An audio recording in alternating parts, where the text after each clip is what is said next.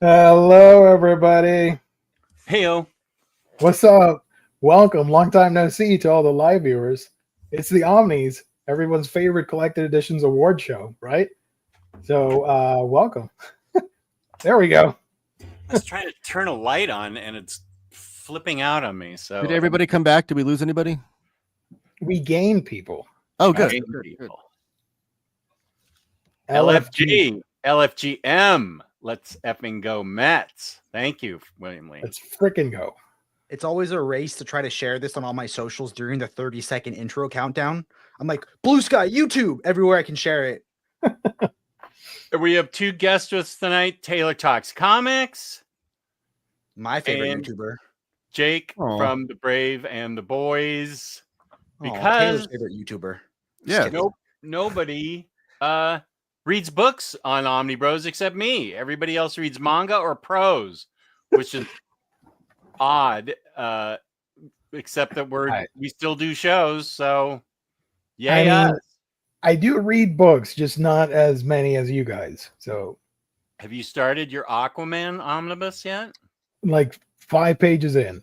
Okay, that's It's a starting gorgeous book. That without its dust jacket on is one of the coolest looking books of the year. I know. If it were like textured and leathered and stuff like my that, God. that'd be Yeah, great. you throw some leather on there. Yep. Faux leather. I'm excited about the Aquaman DC's Finest collection. Oh, I am absolutely. too. I want to get that. That's next Like month. That's the right? stuff I want to read. Doesn't Dave Berg, isn't he one of the artists for that era? Oh my gosh, really? I think he is, because I was reading some old I think Atlas comics or something, and I had a viewer tell me like, oh, he used to draw Aquaman. Dave Berg did from Mad. It's so funny to see his early Mad stuff when he was like he was always like a real artist, but his early stuff is like stick figures, and then when he goes to the lighter side of it's like full on figures, and I always wondered how did Maybe I'm mixing up two different people. Sorry, maybe it's not Dave Berg. Now you got me all excited. Was it a Mad Jack artist? Miller and Robert Bernstein. Who'd you say before Bernstein? Jack Miller Jack Miller. with He was, Ramona Bradham. That's Oh, a yeah, Yeah, I know cool hers. I Jack know she's on Miller? there. Yeah. Jack Miller sounds like a guy that goes hiking and you want to have a whiskey with. What was the name of the what were the names of the black and white DC paperbacks that were Showcase. released? What was it? Showcase. Showcase. So if you have the Showcase Aquaman books, the DC Finest book reprints most of Volume 1 with a little bit of Volume 2 thrown in. Do you have the Showcase volumes? I do not. I Okay. had the opportunity, but did not want to because it was black and Fake. white. I'm like, I don't know about that. Fake fan. Yeah, I I thought know. about getting some of the Legion of Superheroes Showcase volumes that have never been printed in any other format. But the DC's Finest Legion of Superheroes, I think, has a little bit more material after the Volume 3 Omnibus. And then I'm assuming the DC's Finest will fill in that gap, because there's a little bit of a gap between Volume 3 of the Legion of Superheroes Silver Age Omnibus and Right. whatever the next one is. I think Before the Darkness hardcover. I think the Aquaman one we all want is a treasury or gallery or artist edition of when Aquaman meets Jabberjaw. So I think that's Oh, what that would be great. we're clamoring Absolutely. for. Yep, That in the yep. format it should be an artist edition. Yeah, I'd be down for that. Just actually, you can send them to my Discord and let me know they're up, and then I will highlight them. Or Don't- we're doing 3-to-1 bets on what we pick. So if I can get you in on the action for 3-to-1 odds on what we pick.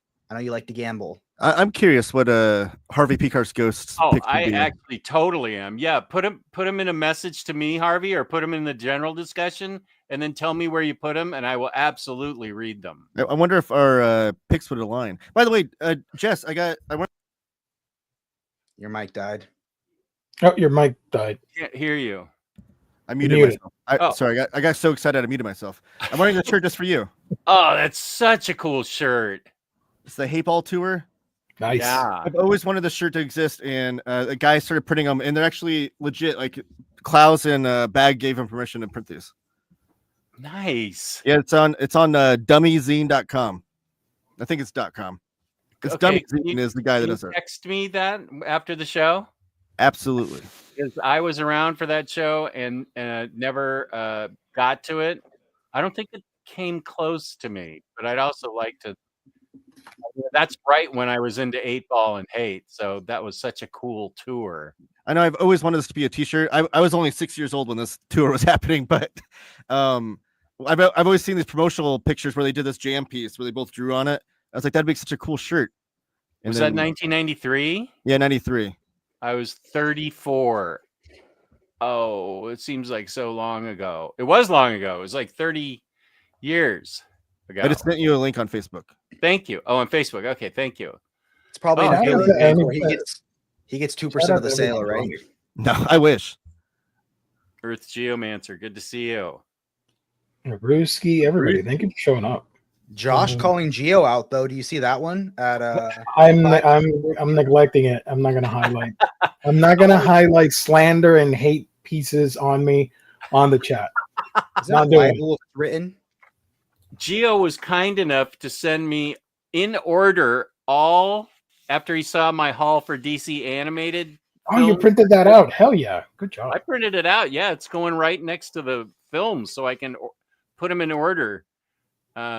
I wanted you on my show to organize them, but you said, no, I'm too shy. I'll just print it out. This is all very curated list. Thank you, Geo. Those are all the DC animated movies? Right. It's Yeah. there's one missing, but I already told Jess where it goes, so we're good. I'll Which say one's that missing? a lot of those movies are great, but I wish there was more PG options in DC animated movies. I wish there was less, but that's why me and Taylor are different people. Well, I can't watch.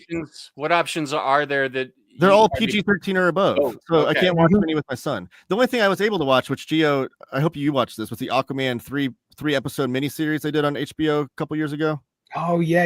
That was That fun. thing was awesome. Yep. Just raise him on what I was raised on, like the old Aquaman TV show from like that was Super Friends. I only had Boomerang on growing up, so that's what I grew up on. Oh, I watched that too as a kid, but this is like there's like three episodes, like a mini series or whatever. Ooh, you know what's fun that I don't think is PG-13? Watch the Batman Brave and the Bold and Scooby-Doo Mystery Incorporated crossover. Batman Brave and the Bold are awesome. But there's a movie where they cross over with Scooby-Doo, the Mystery Incorporated Scooby-Doo TV show. That is amazing. I remember the old classic Adam West, Burt Ward crossover with Scooby-Doo. Yeah, but half that episode is them spinning the Penguin and Joker spinning a bridge around. And it's So? like, Yeah. And Gianni, take a break from Johnny, what Minecraft. up, buddy? I was on his podcast with Jake a couple weeks ago. and it was just Oh, me and nice. Jess fighting the whole time, and then being like, "You stole my pick. You stole my pick." Yeah. Did you buy the Inhumans toy? No, those are expensive, dude. I'm not rich. I ain't got money for that. What is he referring to? I think Josh is referring to custom Inhumans Lego that are like hundreds of Custom? dollars. It's insane. Wait, wait, Lego, what? like the minifigs? Yeah. That's not worth hundreds of dollars. But No, if you they're buy not. enough of them, they might say, "You know what? We should print that omnibus now. People are buying the figures."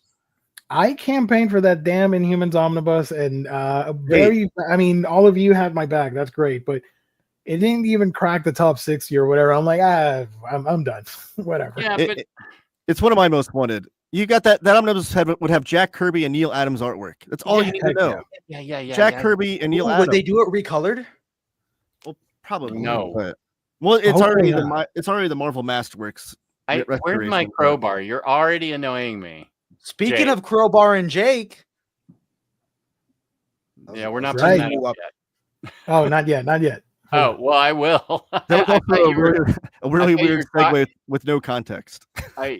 Everybody knows what the context is with crowbar, Jake. my Well, mom knows what the context is. Are you? Have you done? Wait, did you see this from True Graphic? I did, but we were geeking out about other stuff. Thank you so much. I appreciated that everybody's buying that book. Hell yeah. Why aren't you all wearing a tux? Because none of us own tuxes. I'm wearing bicycle shorts because I'm still recovering. There you go. Halo Tangle's first time attending. Nice. Marvel Bab here. Have you ever missed a show, Marvel Bab? I don't think you have. James, go through every single show for the past 8 years and see if Marvel Bab ever missed a show. Thank you. This is the 9th annual Omni Awards, though. Do we want to set this up? Is that This is a big right? deal. It's the 9th? If my math was correct, the 2016 was the first one. 2016, 2017, 2018, 2019, 2020, 2021, 2022, 2023, 2024. No, it's the 10th. No, you're right. It's the 9th. Oh, Or we just start counting from when I've been on the Omnis when it became relevant, So this is the second end. When we lost all our fans, yeah. oh, right, because we had to have the modern reader representation, right? Modern reader. Why was that in quotes again? I'm gonna yell again. Were you in that? It's okay. I've got plenty of clay pot comics ready to go for you, Jake, today. Yeah, just don't give me any comics in a different aspect ratio or black and white, because apparently Modern reader. That was I like a slow burn. No, someone sent me the clip of that. I was like, oh, Jake, making fun of my clay pot comics. That was Cycle. Yeah, when I said like what your picks would be, and it's like the most obscure thing in the world, but it has amazing art. Yeah, you said it'd be I said that with love. You said it'd be a story about someone making clay pots, and then someone else called you a modern reader. Yeah. That was Cycle. But it would have been like some underground cartoonist drawing clay pot ceramics, and it would have been sick. That's where the good comics are. It would have been ceramic pots that Steven Spielberg did not find appropriate.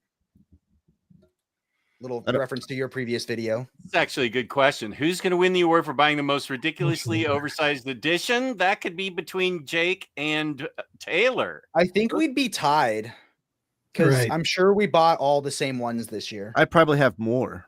I think you have something bigger than a Taschen book, Taylor. Sorry, I was just adjusting my mic. Oh, so you can show up your Taschen? Actually, I might have a taller book than what Jake has. Let's compare book sizes, Jake. Yeah, whip them out. I have the Chris Ware monograph. It's a little bit taller than that book. Taller than this one? I think so. I have both of them. Matches the shirt I made. Let me do a comparison. Nice.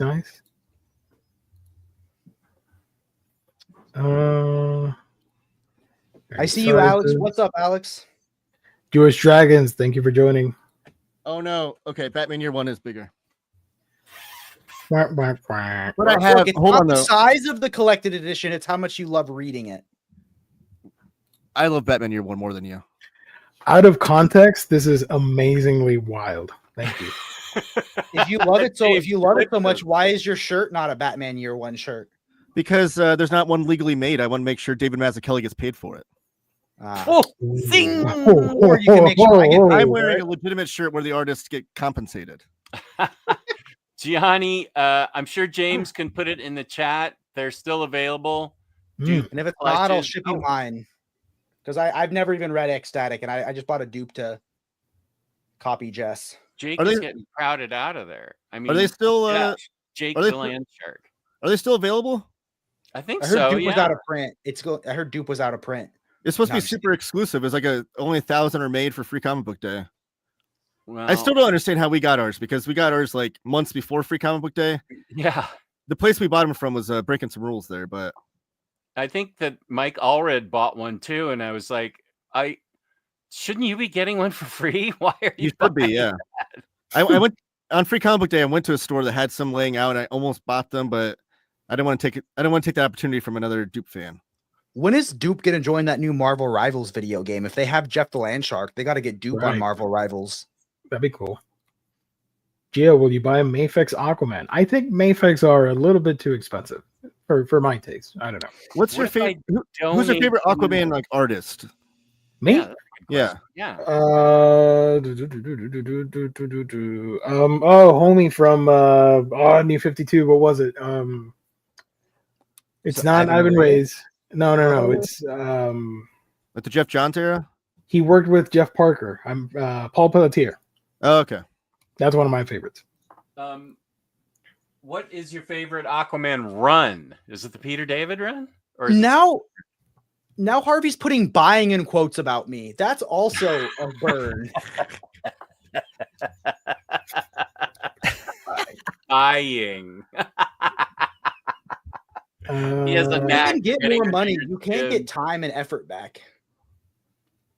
My favorite Aquaman run, it's either my top three would be Peter David Aquaman, the Sub Diego storyline, and the New 52 stuff from Jeff Johns. But a close fourth honorable mention, Jeff Parker, which is I think equally as good as Jeff Johns. Yeah, I agree with that. Kelly's run is super underrated. Absolutely agree. I loved it.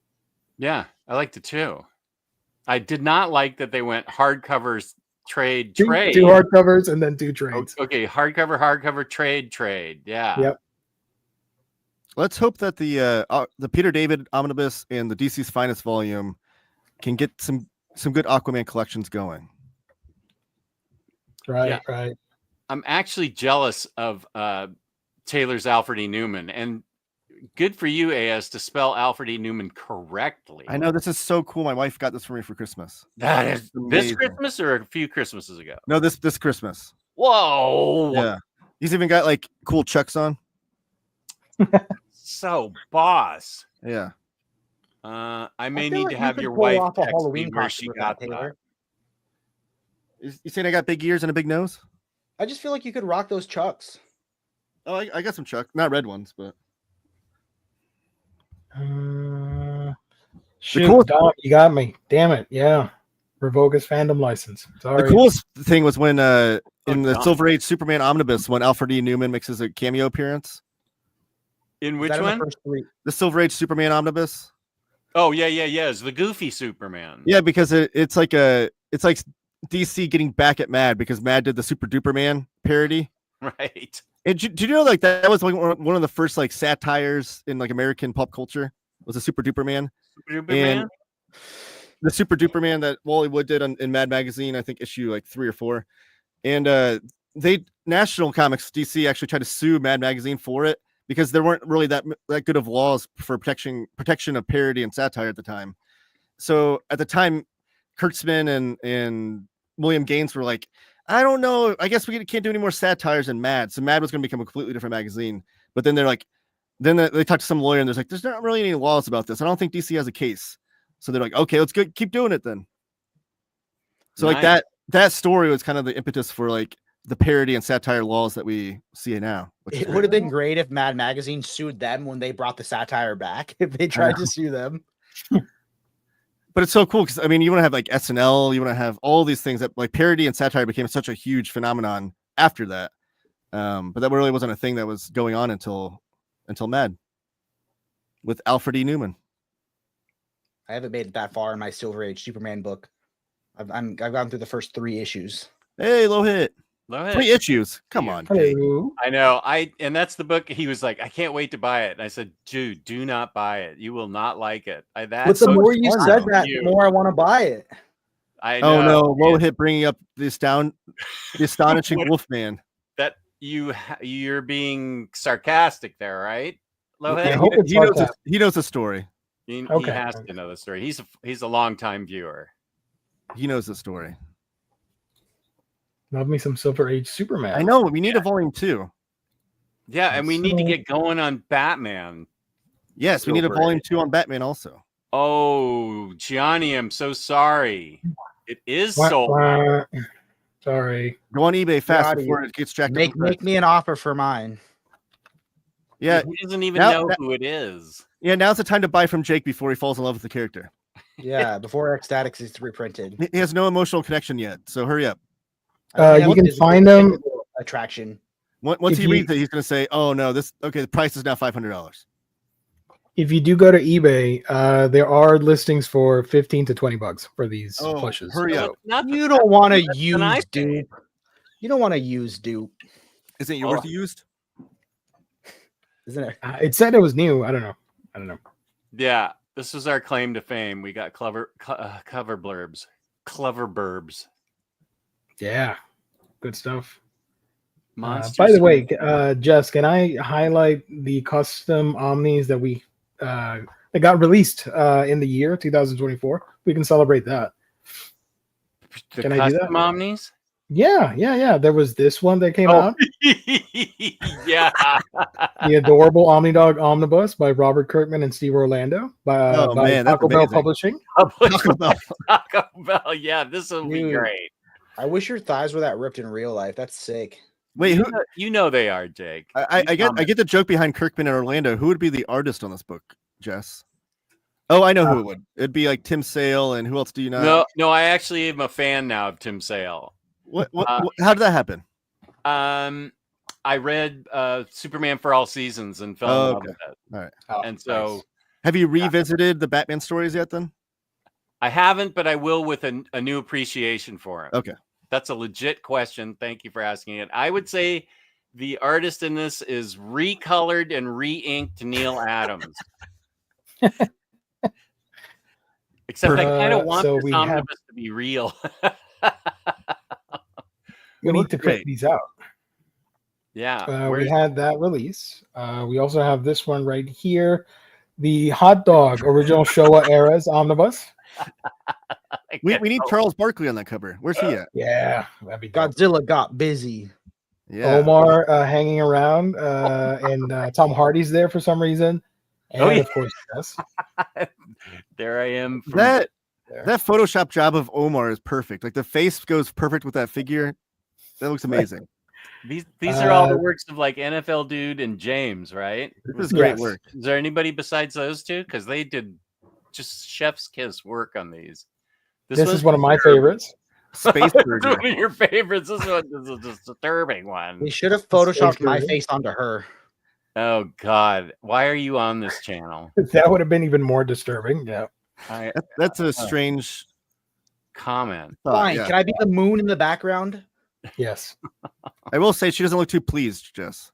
And then there's this magnum opus. This is the photo that got me to shave a mustache today. This was his Sistine Chapel. This was just brilliant. It's very nice of you to have your arm covering up the lady behind you. People comment on that, and I tell them I'm actually doing them a favor.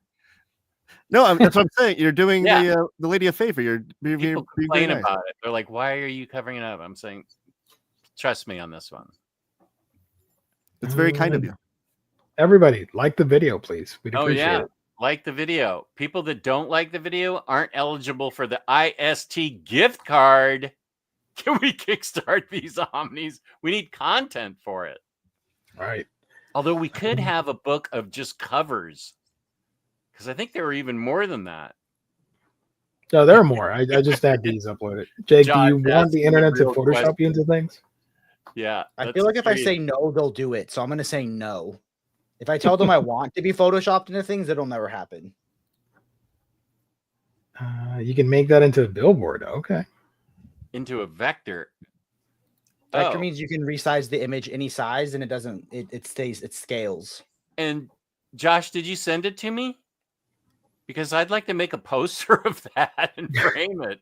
Frame it, yeah, absolutely. For Godzilla, I was happy that I didn't need to draw on Omar's face for the lighting to match the hands. Let me see that again. Hold on. Yeah. Oh, okay. I see what you mean. Yeah. Yeah. Matches. I think you could add in the raw shark. I can't even say that wrong. Raw shark. Raw shark. There it is. That's a great. That's such a great image. By Lane Wayne. When is Raw Shark getting a crossover with Aquaman and Jabberjaw? That'd be a sick ass crossover. You gotta throw in Jeff also. Jeff, yeah. He's too big. He's in a video game now. He's not gonna be slumming it with Jabberjaw and Raw Shark. Yeah. That's the only Marvel comic my son will read now. Put it on your Discord and send it to James too. Okay, great. So he's not busting out your Tashin Avengers, Taylor. No, I would even let him, but he's just not into superheroes. It's very sad. Any news from OmniDog's Vault breaking news this week? You could play those speak pipe things if you want. I got it. Let me open them. Hold on. And I will say after he does that, we'll put up the IST hashtag for the free $50 gift card courtesy of Instocktrades.com that's given away once a month. Instocktrades.com, our sponsor. And I will do my promo after this.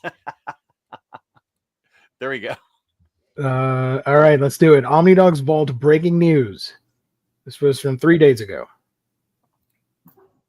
I have been getting reports that people like Bunkmaster think I sound like AI.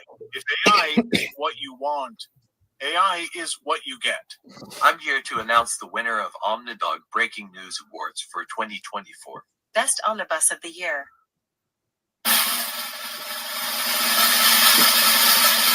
Aquaman by Peter David Omnibus. The most dependable OmniBro. Geo of Manga Geekdom. The most adorable OmniBros.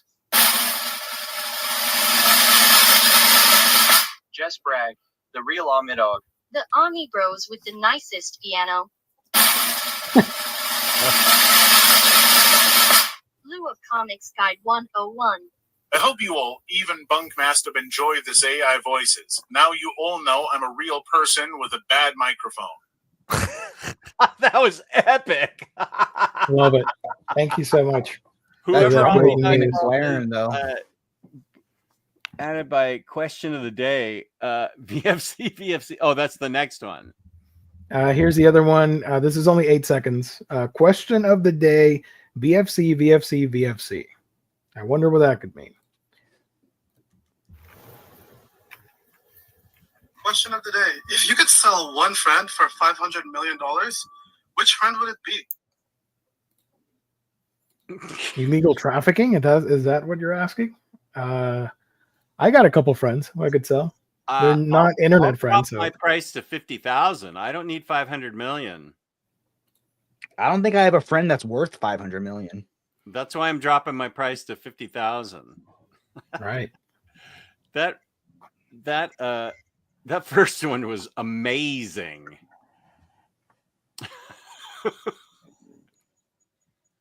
Hey, Good just enough, looking. Axel. I butcher these things, so I'm not going to read it. I'm sorry, Axel. I know you're disappointed in me. Good night. I hope your voices will put me to sleep. Anyone in this chat? Whoa. Okay. That's entrapment. Don't answer. Sure. Jess, what do the people need to do to participate for the the gift card? Instocktrades.com, where you can get your collected editions from 30% up to 70% in their end of the year sale. What's 70% off, you say? Rom. I don't know about Micronauts. I'll say it anyway. Micronauts, those kinds of books. 70% off. Don't you feel bad for buying them for like full price now? You could have got them for 70%. And tonight we're giving away a gift card, as we do once a month, courtesy of IST. $50 in an IST gift card. $50. Don't forget your 2% loyalty discount. 50 cent. Is it 70? 38%. Oh, okay. That's too. What about Volume 3? That just came out this week, right? That's shipping to me. Yeah, So I'm jumping around tomorrow. with Micronauts. $50 or more in the United States gets you free shipping. Don't forget your 2% loyalty discount. Fabulous customer service, fabulous packaging. That's Instocktrades.com. And here is what you can. I'll wait till all of this is off because it's all about. Sorry. No. Don't. Nope, you're fine. What's up? There we go. Okay, actually, I need to edit it because just a sec.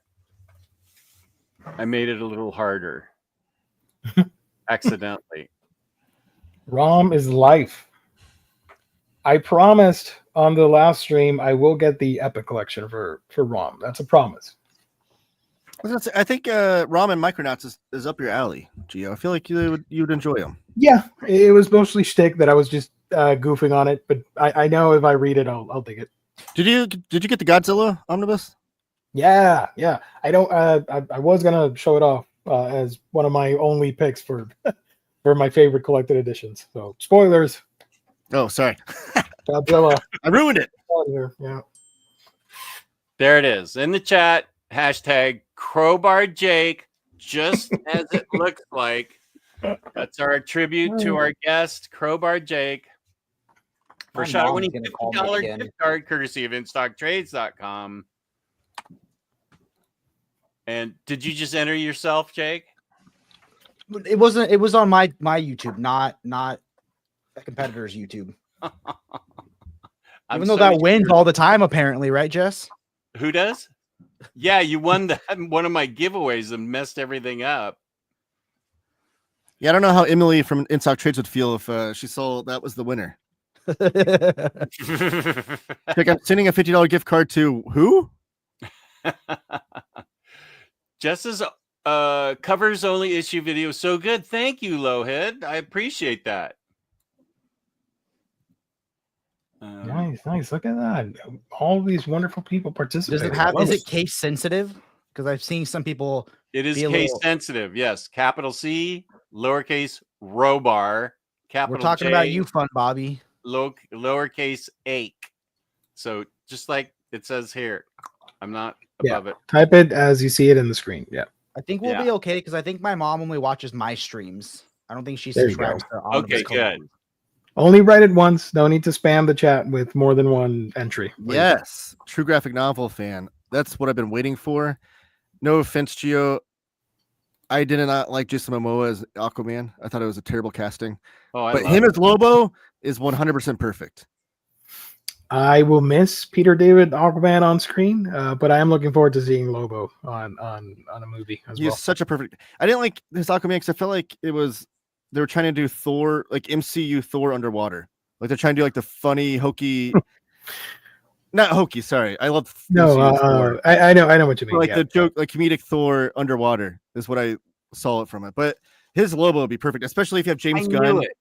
If James Gunn is writing and directing that Lobo movie, I eventually do a Lobo movie. I love that's how he announced it too, with Jason Momoa's like, "I'll do anything, I'll audition, all I'm doing is waiting for the call," and boom, James Gunn announces it. I think it could be as big as Deadpool, honestly. Deadpool movies. Probably, yeah. Oh my God, Gary Busey's all. What is that doing here? Holy crap! That's creepier than my Alfred E. Newman. Oh, your Alfred E. Newman is artwork. That Aunt May is cursed right there. Yeah. Oof. Yikes. Yeah. Conflict of interest. Yeah, we'll redraw if he wins. Look at that. He changed the hashtag. Boot Jake. Wait, why isn't Boot Jake in quotes? Good question. I like that Jake wanted to enter so bad he was willing to type out Crowbar Jake. Yeah, and by the way, it's going to be at the end of the episode that we do this. We're going to make force you hang in there, sit through all of this. This will be a midnight show. It'll be fine though, because we have great content with great awards talking about great comics. Listen to Taylor talk. He knows what's going on. The Omnis are I'm just a modern reader. The Omnis are prestigious awards. I've been watching this show since its beginning. And every year you guys would go over these Omnis, and I always wanted to participate. And so thank you guys for inviting me, by the way. I'm very glad. But it was a show I was looking forward to, and I'm glad that we are doing it. I feel like it's prestigious in the world of comic book YouTube. Thank you. $50 on Claypot Comics. I appreciate that. I also appreciate this. Okay. That means I need to buy more covers. Thank you for permission to do that, Javier. Also, have you guys seen do you guys remember what the thumbnail looked like for the first Omnis? No. Who's on the ones and twos tonight, Jess? Is it you? Do I send this to you? What? The ones and twos. Who's running the show? The ones and twos. Well, that's so fancy. I am. Post it on the private chat. All right, let me send it to you. I sent it to you on Facebook Messenger. Sorry. Oh, I had to close Facebook because it makes noise. Oh, I'm sorry. Oh wait, I'll pull it up on my phone. Okay. Oh, I could have just showed it on my phone if you want to do that. Okay, just a sec. It'll be photo.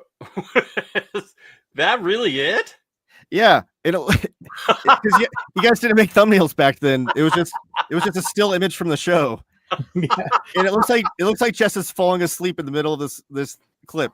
Oh, I saw it and I had to send it. I was like, oh my gosh, this is where the Omnis came from. Started from the bottom, now we're here. This is how prestigious we are. Like, it looks like you're asleep in that book. I don't know what's happening.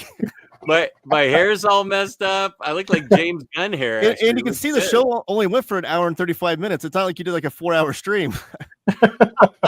I'm broadcasting about near that. my comic rack in the old house. This is 2016, Jeff. So was this you like ordering books on off IST when you're like drugged up on some pain meds? That was actually mid-order of the Jeff Loeb omnibus. That was, I think, 2018 when that happened. Oh, okay. I'll tell you what happened. Back in those days, nobody was in charge of thumbnails. We were all winging it. And at some point, I think 2017 is when I thought, hey, I'll make thumbnails, just random ones whenever I'm able to. So and I just kept going with it. I'm usually the one making thumbnails for. I think that shows actually too was when you guys were streaming. You guys don't have your own YouTube channel. I think that's from Riley's YouTube right now. Right, makes sense. Yeah, Yeah, that was Google Hangouts. Yeah, that's a lot of floats and probation pies ago. but right, NFL dude knows the history.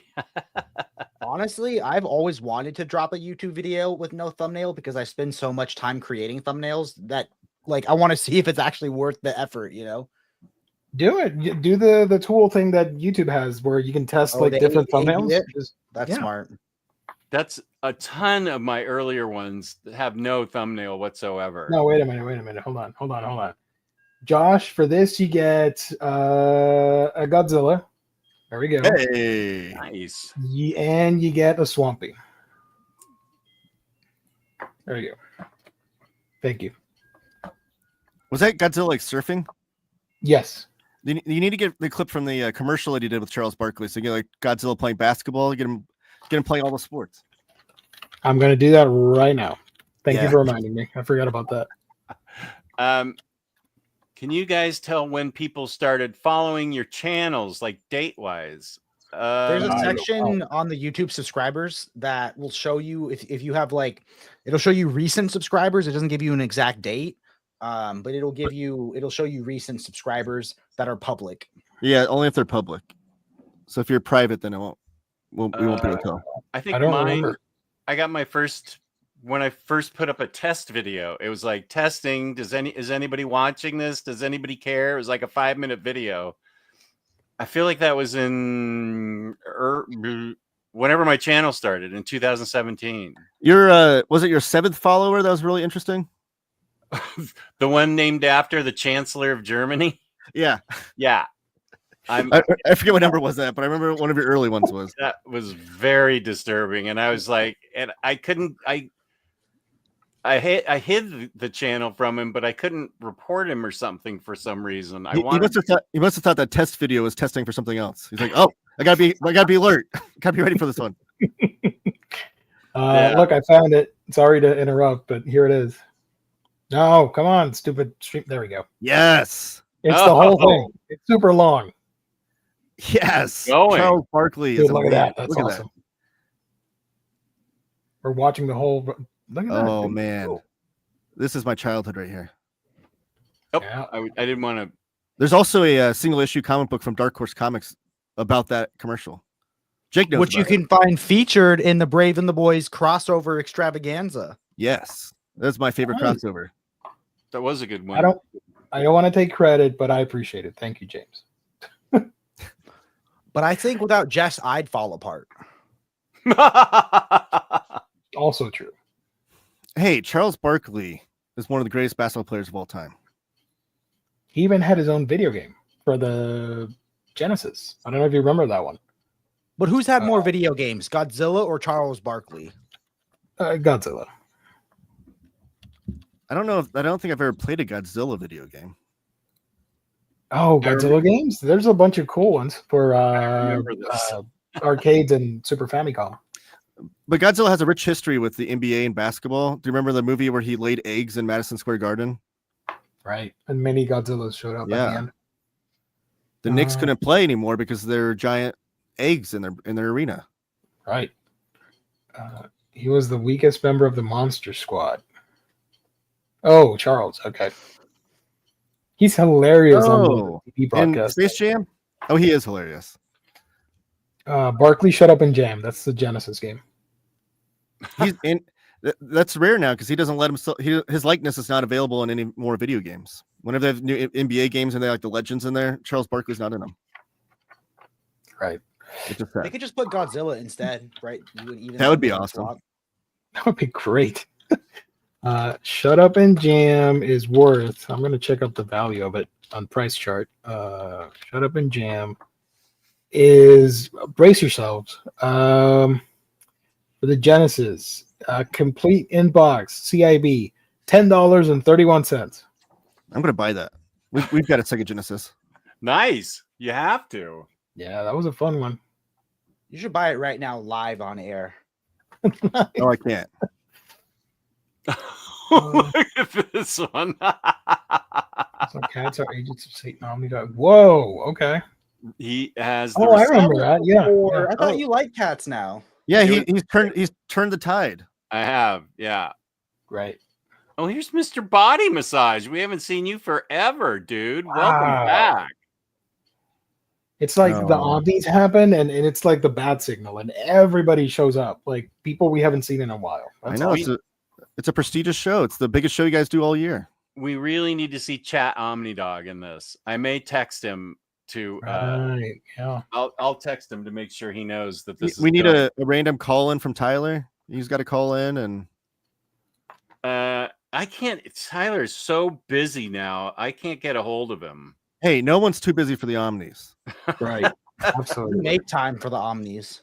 I cleared my whole. I was at work from 5 to 5:30, and I still showed up. Heck yeah. I rushed from coaching a bunch of 10-year-olds to get here. I might have like dinner brought up to me because I haven't eaten anything today because I was so busy preparing my speeches and things like that. This was you. Jake, preparing for the- you didn't win anything. That's- You know? Wait, I thought I was winning. No, this isn't a Winning award show is for being you. on the show is winning. That's the best victory. Right. Look at that cat. I love that cat. Oh, I thought I had him under Chat OmniDog in my. Oh, I just noticed the OmniBros logo. It's very festive. Yeah, because I'm still celebrating Christmas because we still got Three Kings Day over here. I have no. And qualms Boxing with- Day, that's a thing, right? Or did Boxing Day pass? Oh my gosh, Right. I forgot Chat OmniDog's real name. Oh, don't say that publicly.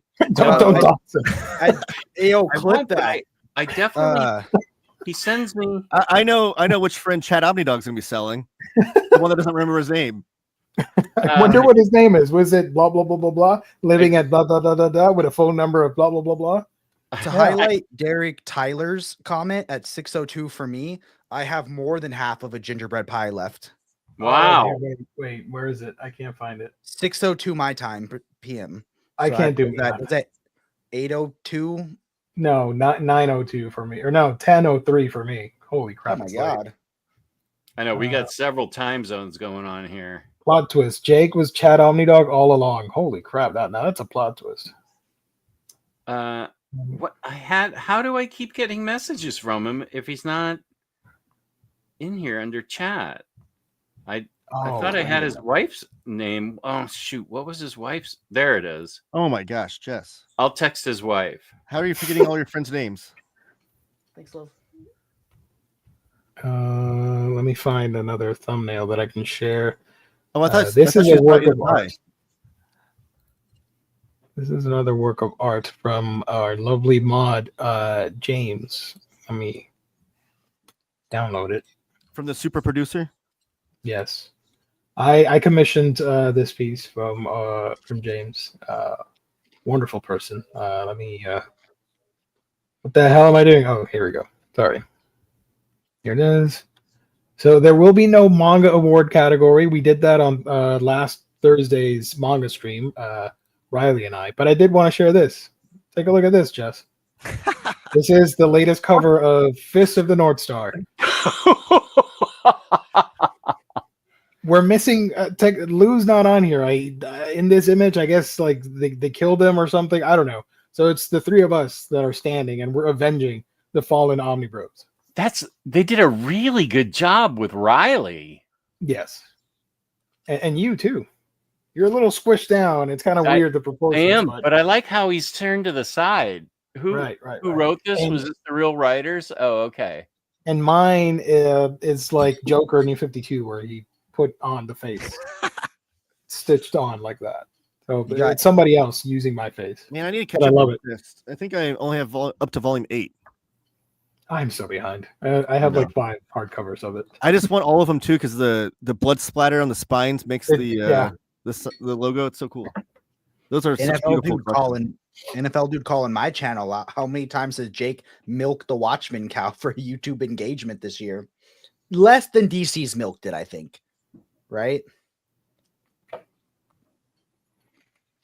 Here we go. Yeah. Wait, why is Mr. Whoa. Body saying? Hold I'm on, that was old? major disrespect to Jordan there. Acquaintance. I know he's the star of the channel. Ouch. Can you Acquaintance. screen capture that and send that to Jordan and to I want him to be known as the official acquaintance of the Brave and the Boys. The I brave want and the Jack to- acquaintances.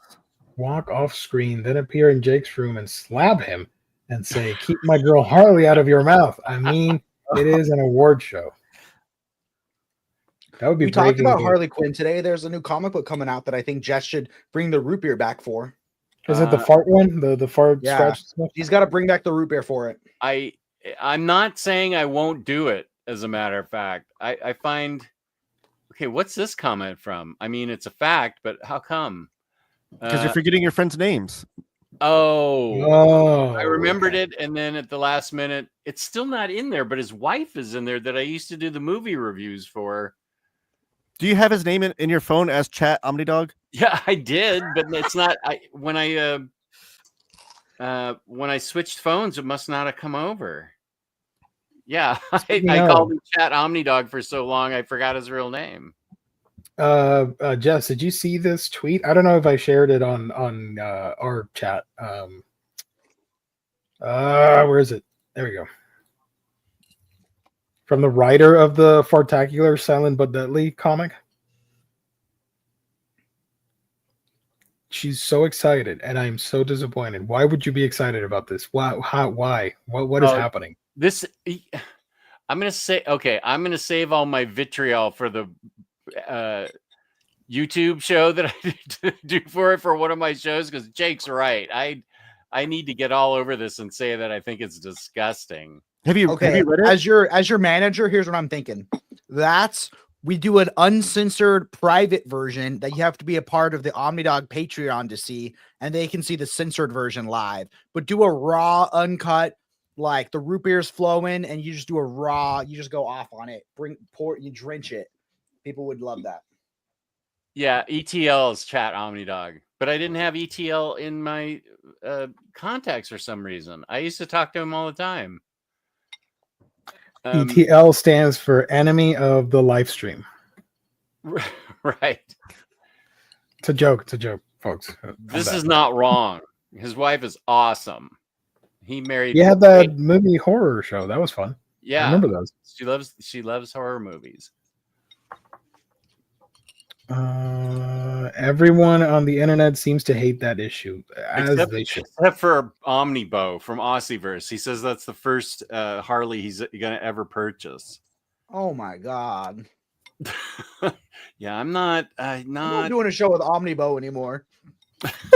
Have you guys read it? But it's not out till March. Oh well, how do you guys know it's not gonna be good?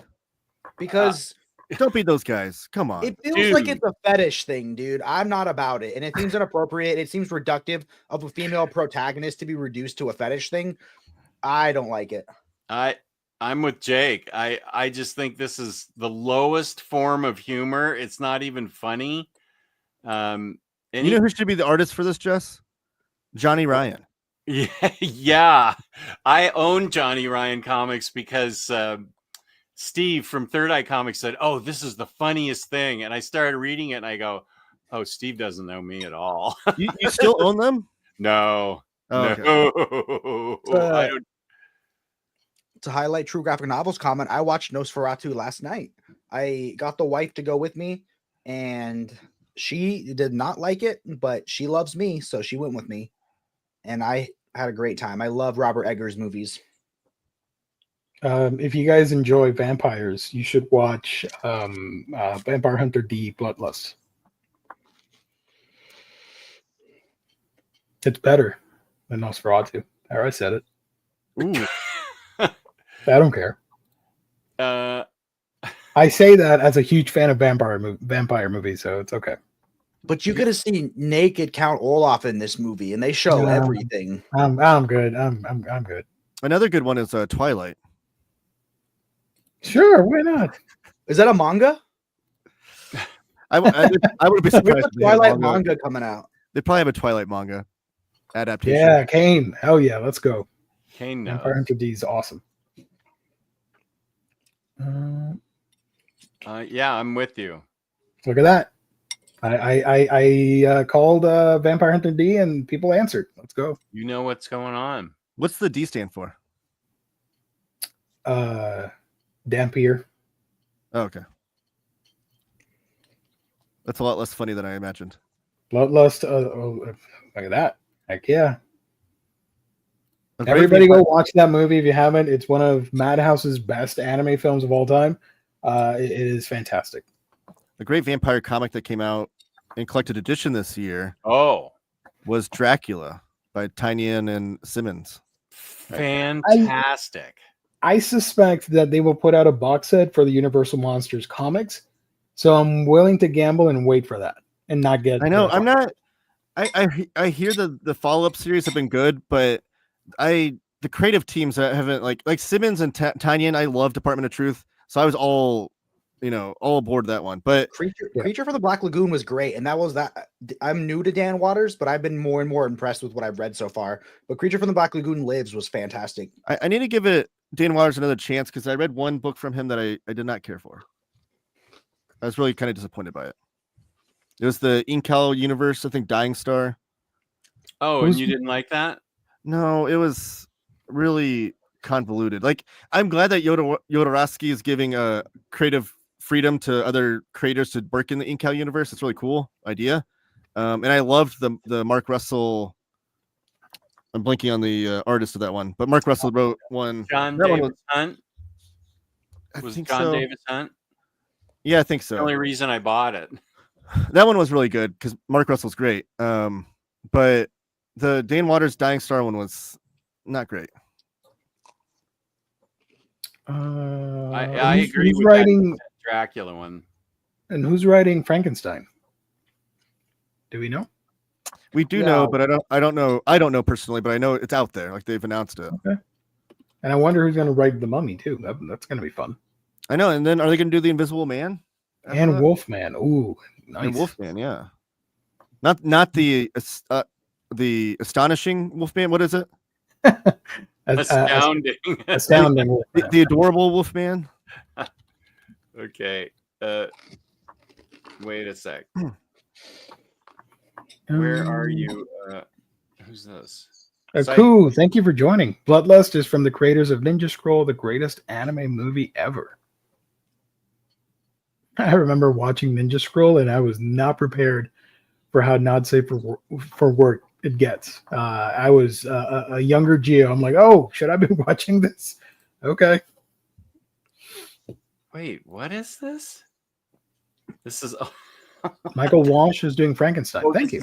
Okay. There you go. Low hit would know. He's a Wednesday warrior. He's at the comic shop every week buying singles. So yeah, I'm predicting a box set. I'm sure it's going to happen. Everything cool. Universal Monsters gets collected in a box set. So okay, wait. wait. I just think it's a Be a really sweet cool omnibus. idea. It's a really cool idea to get these creators to work on like just a mini series of these properties. Right, yeah. Faith Aaron Hicks is doing Mummy. Oh, nice. I think Frankenstein's the one that's being put out right now, right? And then Mummy's the Yeah. one that's going to follow. Yeah, that's the current one, I think. Oh, this says I don't think this is right. This is published August 28th, 2024. So maybe it hasn't. But I thought it has Dracula. Oh no, You Jess, it was This was Yannick awesome. Paquette. Yannick Paquette that did a Psychoverse with Mark Russell. Nice. And then Dying Star was that was John Davis Hunt with Dan Waters. This one was not great. Mm. And then they had Kill Wolfhead too by Brandon Thomas and Pete Woods. And this one was good. I like this one. Mm-hmm. But so I love the Yodaverse and the Incal universe. So it's really cool that they're opening it up. Because Alejandro Jodorowsky, he's like in his 90s now. Michael Walsh wrote Frankenstein last month, so it's done, and The Mummy comes out next year. Shout out. Bram Stoker's Dracula over Nosferatu. Have you guys read the comic adaptation of Bram Stoker's Dracula? I remember seeing it back in the day, but I don't think I've read it. Actually, I have my hands on it right here. Look at this. Because I do remember the art, and it was fun. Oh, look at that. Nice. Mike Mignola right there. And this is, I did a video on this on my YouTube channel. I actually was comparing this one to the Tiny and Simmons Dracula. Ooh. Here's a single issue. And talked about how this was like the beginning of the Hellboy art style that Mike Mignola would come up with. Was because this came out right before Hellboy. And if you guys know Mike Mignola's artwork from like Marvel DC prior to Hellboy, yeah, you know that like the Mike Mignola touches are still there, but this is really where he starts working on like spotting his blacks and coming up with that great Hellboy style that we all know and love. But then IDW released this hardcover that's all in black and white. It's kind of like an artist edition a little bit. Oh, there's the video. Thank you, James. Hey, look at that. And then it came with trading cards because it was put out by Topps Comics. Oh, trading cards. So there's trading cards that came out with a single issue. Whoa. It's cool. I like the one with the no, not that one. The not that one. That one. There we go. Yeah, I like that one. It's badass. What about this one? Is this Anthony Hopkins? That is Anthony Hopkins. Yeah. That'd be cool to get it signed. That'd be cool. I don't have that Dracula, but want it. Yeah. I'll sell it to you. For $100 million. It is super out of print, but $20. I have the first. I don't know when this was. This was on Google Hangouts, though. And this was my first time ever seeing what discovering the chat. Oh, it's a video? Yeah. It's in the clip show part of. Actually, this was sent last year. I think Cycle sent me a new one, but here's like 13 seconds of me discovering what the chat was. So I want to make sure you can hear what I have to say. If you can't, I'll move. Wait, I'll move this. Was I on that stream or No, was that before I joined? It was just me and Lou and Riley. Whoa, Skinny Lou. Damn. Okay. And hair Lou. He's got hair. Yeah.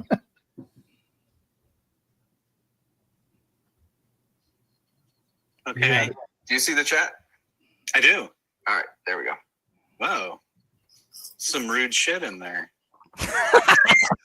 Yeah. I don't know that I need to see that. Probably not. Okay. Do you see the chat? I do. All right. There we go. Wow. Oh man, I love that. The good old days. Yeah. Cycle was there from the inception. Yep.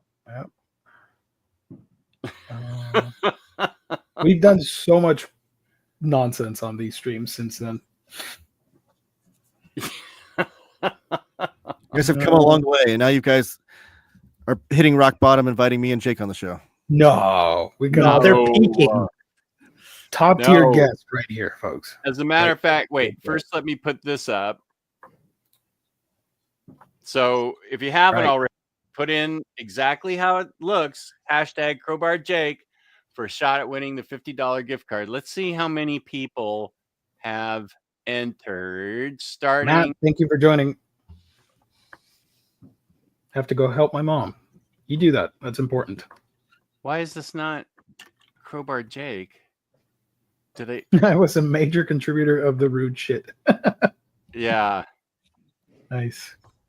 Crowbar, hashtag Crowbar Jake. Why am I not getting any hits here? That was back when the chat. I don't know if you guys didn't know how or if it didn't work, but you didn't pull up the chat on the screen.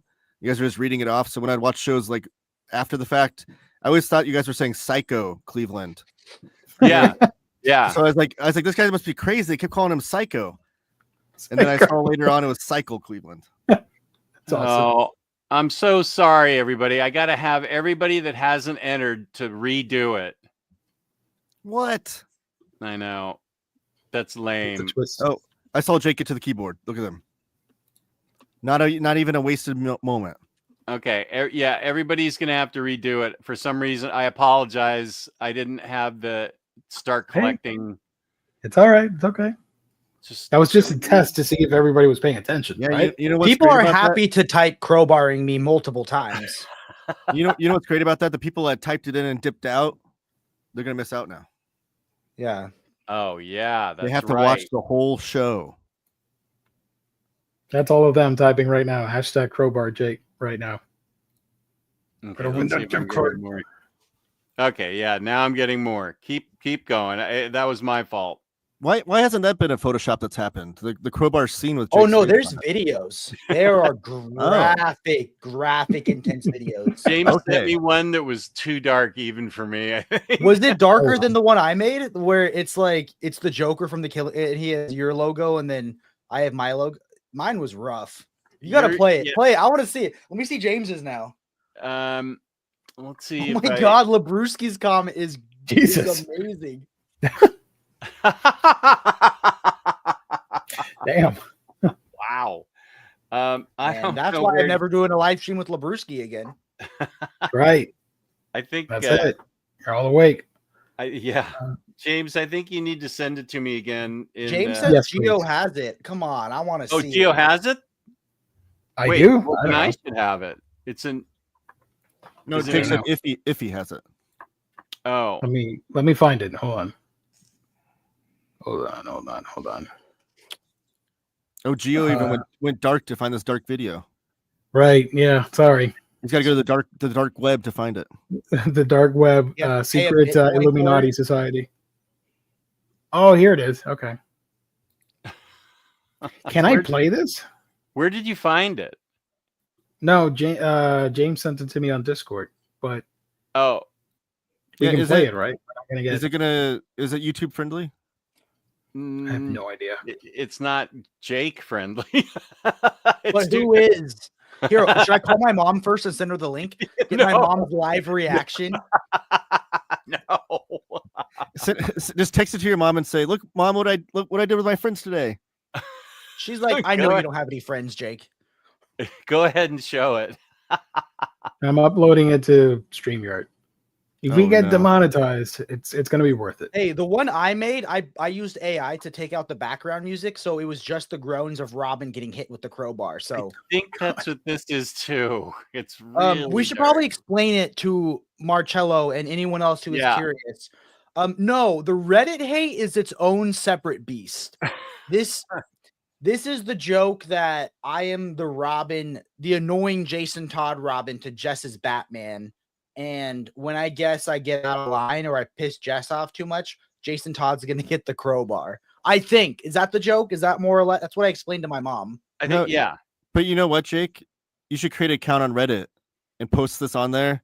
Then you'll get a lot of upvotes from the people that are mad at you. They hate all the haters. Yeah. I uploaded the thing, Jess, if you want to play it. Oh, okay. Play it. Video clips, crowbar Jake. Okay, here we go. Actually, let me take that IST thing down so IST isn't yes, please. part of this. Only 10 seconds. That looked like it really hurt.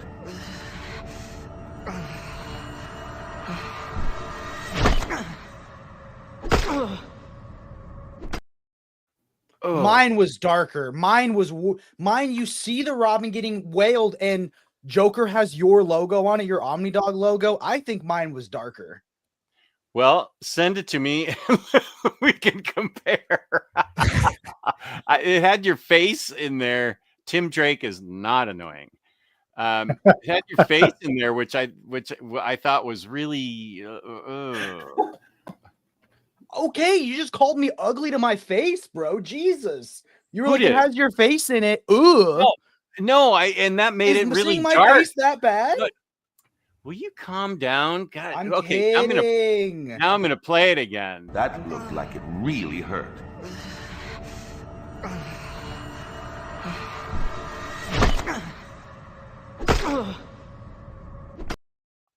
Okay, Jess, I sent you the good one. Yeah, I feel like Reddit would like this video. How did Nerd get in there? I clicked on it by mistake. My bad. Oh. Sorry. Here, did you get what I sent you, Jess? Where did you? I texted it to you. You texted it to Oh, OmniDog. Team Jake. Whoa. Okay, Wow, this is I'm using a video editor. You did a great job, James. Don't worry. Anybody watching the stream with no context is going to be thrown for a loop by hearing that audio. Oh yeah, this one is more brutal. But wait, why am I not getting the video? I mean the sound. Is your phone Is on this mute? the Samuel super chat to vote kill off Jake? Jesus. Oh, is this Crowbar no audio? Let me see if I can find the one with audio. Yeah, I think this is. Oh, that was Crowbar no audio. Where's Crowbar with audio? It's really brutal too. You can just play it without the audio. It's fine. At least you won't get demonetized. I'm so sorry, Marcelo. No, go ahead and send me the one with the I don't sound. know if I can find it. I'm only finding Crowbar no audio. Let me check. Okay. Let me see if I can find it. Yeah, audio. AS is right. Audio is necessary. Let's talk about something that we should. Yeah, go for it. Start with the Omnis. This is the beginning of the Omnis, and we should have something really cool to set it off. So here it is. Here we are with the Omnis. Was that the best video I've ever made? No question. It made our year. Thank you, sir.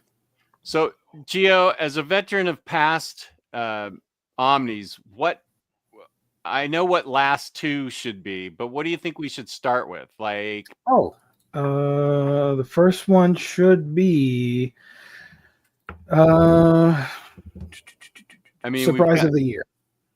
Oh, it should be surprise of the year? Okay. Sure, why not? Let's surprise everybody with that. Here we are at the Omnis, our favorites of the year on OmniBros. We have two guests with us, Jake and Taylor, who are sitting in as I am the only one of the OmniBros that actually reads comic books, Western style, as Lou, it reads prose, and Riley and Gio primarily read manga. No judgment, but I did have to have other people on here to do it with me. Otherwise, there would be no Omnis. Yeah. Let's see. I do have my surprise of the year. Here it is. Okay. So, surprise of the year. Let's have our guests go first. Taylor, what comic surprised you this year? Okay. So I got some setup here. Okay. So I've been trying to read all of the hot Big Two comics lately to try to catch up on things for the purpose of this show. I wanted to make sure I was properly informed of everything that's going on. I didn't want to just only read Claypot comics. So I love it. I was reading the Ultimate stuff that everybody's like really like gung ho about with from Marvel lately, and I was nonplussed with a little bit of it. Like the Ultimate Invasion was all right. Ultimate Spider-Man was good, but it really, the whole thing made me frustrated. That I was like the fact that Marvel and DC's hottest books this year were the Absolute and the Ultimate stuff. Like their mainline continuity stuff is not the hot stuff, which is really frustrating for me. I feel like that's the stuff that should be focused on. With that said, so I was going through these, I almost gave up on the Ultimate Universe and this whole project of reading it and catching up on it until I got to my surprise of the year. Ooh. Ultimate X-Men by Peach Momoko. Ah. This series is what Marvel should be focusing on, trying to get new readers in with new characters. This And I understand there's a lot of Marvel fanatics that are like not so gung ho about Ultimate X-Men. Like it's so weird and different, and that's fine. They should be marketing it to manga readers. They should be marketing it to kids in schools and things. Maybe like middle school age because it's a little serious on some of the subjects. But they should be releasing it in like tankobons to try to get that manga crowd because it is done by a mangaka. Peach Momoko is a Japanese lady that lives in Japan. So it, by all intents and purposes, it is a manga. Read left to right though, Jess, in case you haven't read it yet. But her painted work is amazing. The new characters that they've introduced are awesome. I'm excited about the prospect of them being eventually folded in and introduced into the 616 universe because I know that's inevitably the absolute and ultimate universes are going to be folded into the mainline continuity because that's what happens all the time with these things. But I'm excited to see where these characters go from there. Like they're really fun characters, brand new. It adds to the mutants mythos of all of this. So that really surprised me and kind of got me gung-ho about a Marvel comic, which I haven't been so gung-ho about modern Marvel stuff. So that's my surprise of the year. Nice. I did find the video with sound and send it to Jess. Okay. We'll do it without. Oh, you did the Wonder Woman one too. In case you didn't have that one. Yeah. Ultimate X-Men one was a fun read. Enjoyed Peach's writing and art. And Jake, so what was your surprise of the year? Mine, it kind of ties to another category, which is, my favorite publisher of the year. But I've been super in love with the stuff that Ghost Machine has been putting out this year. These beautiful, oversized, like these are like Rick Remender size deluxe editions. I loved Geiger, but Junkyard Joe I thought was far superior. It tackles on themes of like PTSD and the power of art and how it can heal us. And it's Jeff Johns writing with gorgeous Gary Frank art. There's cool moments like where they're flipping through cartoons and you get to see Gary Frank draw a Charles Schultz peanut right here and a Calvin and Hobbes. So you get to see that homage between like the Charles Schultz peanut art with, like that hand sticking on, because in this world, Junkyard Joe is a cartoon character. So here's him drawing Calvin and Hobbes, but it's just an awesome story. And at this point, any Ghost Machine book coming forward is just an instant buy. Is that actually him drawing those, or are they just taking old strips? Don't ruin the magic for me. I don't know, man. I didn't ask him. They don't return my Ghost Machine doesn't return my emails anymore after my last interview bombed. They were like, Does the dialogue and stuff, is it like a new story in the strip or is it like an old strip? No, I think it's so I don't know. The dialogue in this one is I don't know. Like it's like a meta thing where it actually talks about what's going on in the story? Because that just looks like Schultz art. I thought, okay, hold on. Those are actual strips. 1981 Peanuts Worldwide LLC, Andrew Mylar syndication, reprinted with permission, all rights reserved. And so same thing with Calvin Hobbes. Okay, I thought he drew them like his version of their art, like trying to look like their art. But yeah, that makes more sense. They scanned it. Well, another reason Ghost Machine never emails me back. So is that still your surprise of the year? No, I love Junkyard Joe. It was awesome. Now he's really surprised. Yeah. Nice. That was almost as good. I did a stream a few days ago where OmniBros goes on about how he's not going to buy the Amalgam Omnibus because his partner custom bound him one that's more complete and he loves it to death. And then our friend Chris goes, that the Amalgam is going to include the never before released like alternative endings people voted on. And you see the light fade from his eyes as he tries to Google where to buy it still. Well, I was asking because I thought it had like some sort of like meta commentary where like within the strip it was talking about part of the story and like it was like a new version of. Taylor's just trying to win the Omnis from me. He's here to play. I wasn't ready. I think I already won. Okay. Guys, it was a really fun show. I'll see you later. My surprise of the year was a book called Unnatural Order. After the fall of the Britons and the Roman invasion of Hibernia, the captive known only as the Druid is released, sending a darkness across the world, an age of horrors, of fire, and entrails. First of all, The art by, I believe it's Val Rodriguez, is astonishingly gorgeous. This is the handiwork of the druid, who this is back in those Hibernian times. And we've got a crew of travelers. They, you know, like one's a mage and one's a fighter, and they are all out to take down the druid back in those times. But this is what I love. I love these kind of stories where somewhere in the area there's a thinning of the worlds, and one of these at this thinning of the world spot, a modern fighter from our times has been captured, and the rebels discover him, and he knows that this isn't the way the world is supposed to be. And the real reason the druid is exploiting the thinning of the worlds is he wants current technology to create to take over the world.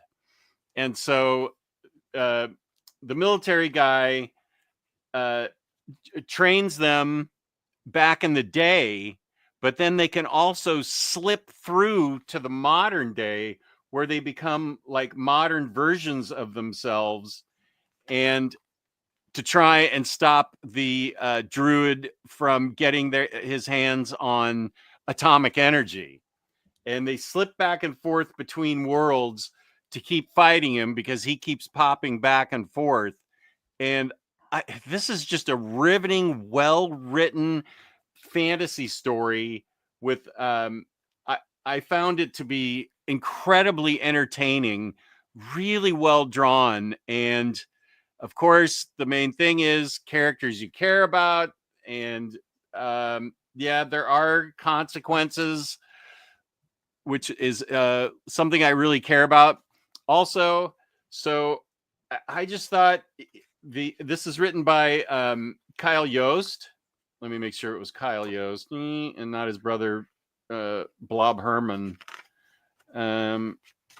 Christopher Yost. Okay. Why did I think it was Kyle Yost? I don't know. Okay. Anyway, so the art is gorgeous. The story's riveting. And the prisoner he's called the prisoner, the military guy, and he is trying to get them together in our time and back then to take down the druid. And I thought this was boss as hell. It was a big surprise. So this will be going on my best of list. Oh, spoiler. Spoilers. Spoiler. Oh, that's why, because Kyle and Yost wrote. That's why. Thank you. Chat, I'm going to disappoint all hundreds of viewers right now, and I'm going to have to bow out because I have I'm not 100% right now. I'm really tired. I've been up all since like almost 4 a.m, and but I just want to highlight my favorite collected edition or whatever that came out, my surprise or whatever, all categories into one. I went with this. Yes. Godzilla original Marvel years, tied with the Aquaman omnibus, but that thing is so heavy that I don't want to bring it here to show it off. So just imagine that I have it here, that I'm super powerful and can hold it with one hand. But yeah, this was great. Definitely my surprise of the year. I loved it. I'm a huge Godzilla fan, as you all might not know. And it's Godzilla in the Marvel world, and you get some really cool cameos from the Marvel universe trying to defeat the king of the monsters, but they fail because they suck, and Godzilla's better than everybody combined. So there you go. If we commission an artist to create a custom dust jacket using that cover with Omar and Jess on it, would you swap out your cover for it? Would you swap out your dust jacket for it? Yes, absolutely. Chat, make that happen. Absolutely. Look at that. The best part of that whole run though is the kaiju-sized Dum Dum Dugan. Yes. Yeah. Here it is. Lovely, super cool, guys. So there you go. Well, so that's it for me. Thank you, everybody. I appreciate all the kind words. You guys are fantastic individuals. And to my lovely guests, thank you so much for joining. We truly do appreciate it. Happy New Year, and we'll see all of you on Thursday for the next manga stream here on OmniBros Live. So happy New Year, happy Omnis, happy life. Have a good one, night, Gio. buddy. Bye Feel better, man. Well, no, I kind of want. It's not the same. Boring. No, it's not the same without him. I kind of want to dip out too. Okay. Justin, I got this. Yeah, we're fine. Awesome. Hey, Jess, how you doing? Good. Finally, here we are together on the air. We took over the channel. Yes. F those other guys. Totally. Oh, dang it. Sorry. Oh, I'm back. Hey, show them the video with audio. This is just like when we thought Jason Todd was actually dead. How about this? If the chat votes, we can do a poll. If the chat wants me to leave, I'll leave. No. Alexander Miller saying, please don't leave, Jake. Well, there you go. Wait. Yeah, this is dark. Let me highlight myself so you guys can see it. And keep in mind, Jake created this. Yeah, Mom. Yeah, we need a disclaimer. You paused it.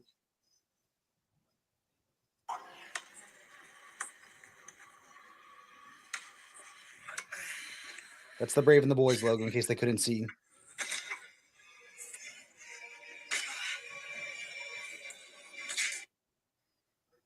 He made that. I thought when you said logo, I thought you used like the Judge Dredd OmniDog. Oh yeah, dog face logo. Here's you know what? That would have made more sense, but I didn't have access to it at that time. Ooh, I think I need to turn off the sound on this, or we'll get. It's short. It's short enough that it shouldn't happen. Yeah. Okay. And we're well into the show. This is something that Jake created, which is actually almost as awesome as his Omar.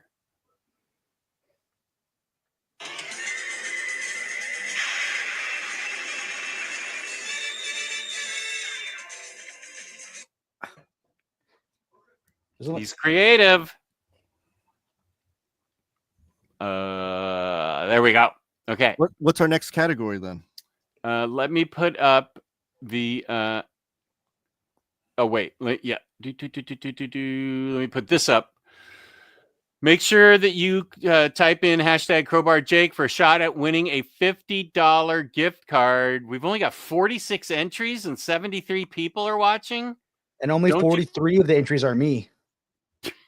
We have, yeah. What don't you guys want the gift card? I mean, what? How can there only be 46 entries?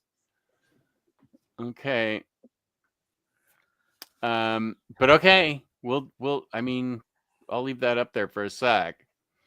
Okay. So what did we do? We did best surprise, which actually surprised me that was it. Let's talk about best one shot. And this can either be floppy or hardcover type thing. And I need to find mine. Where is it? Alex, the C and the J have to be capitalized. Razor Ramen, the C and the J have to be capitalized. Yeah, you need to do it. Oh, I wish these were closer together. Yeah, it needs to be exactly how it is in the hashtag. Capital C, capital J. And it can tell if you really want me to be a crowbot or not. You have to mean it. Otherwise, you're not entered. Nobody means that. It's really evil. I gotta be honest. I don't read a lot of single issue one shots. The only one I was going through my list. The only one I read this year was the Ghost Machine one shot that gave you a little snippet of all their upcoming stuff that's new. I don't have much to say about it other than it was cool because I got to actually interview some people that worked on some of these books, such as the Family Odyssey universe by Ghost Machines. And that was fun, but I don't read a lot of one shots. So, okay, now you're purposely spelling crowbar Jake wrong.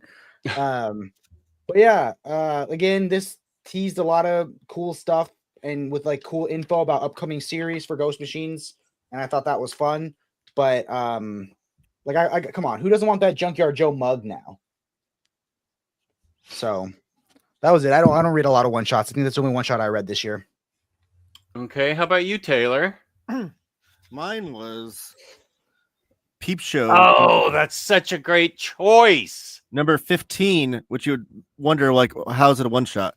But this was the first new issue of Peep Show we got in like 18 years or something crazy.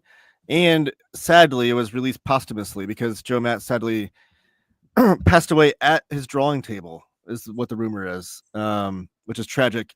But he was one of the 3 Canadian cartoonists, like with Seth and dang, I'm blinking on the other guy's name. Chester Brown. Yes, thank you. They're like the Canadian the Canadian trio of cartoonists.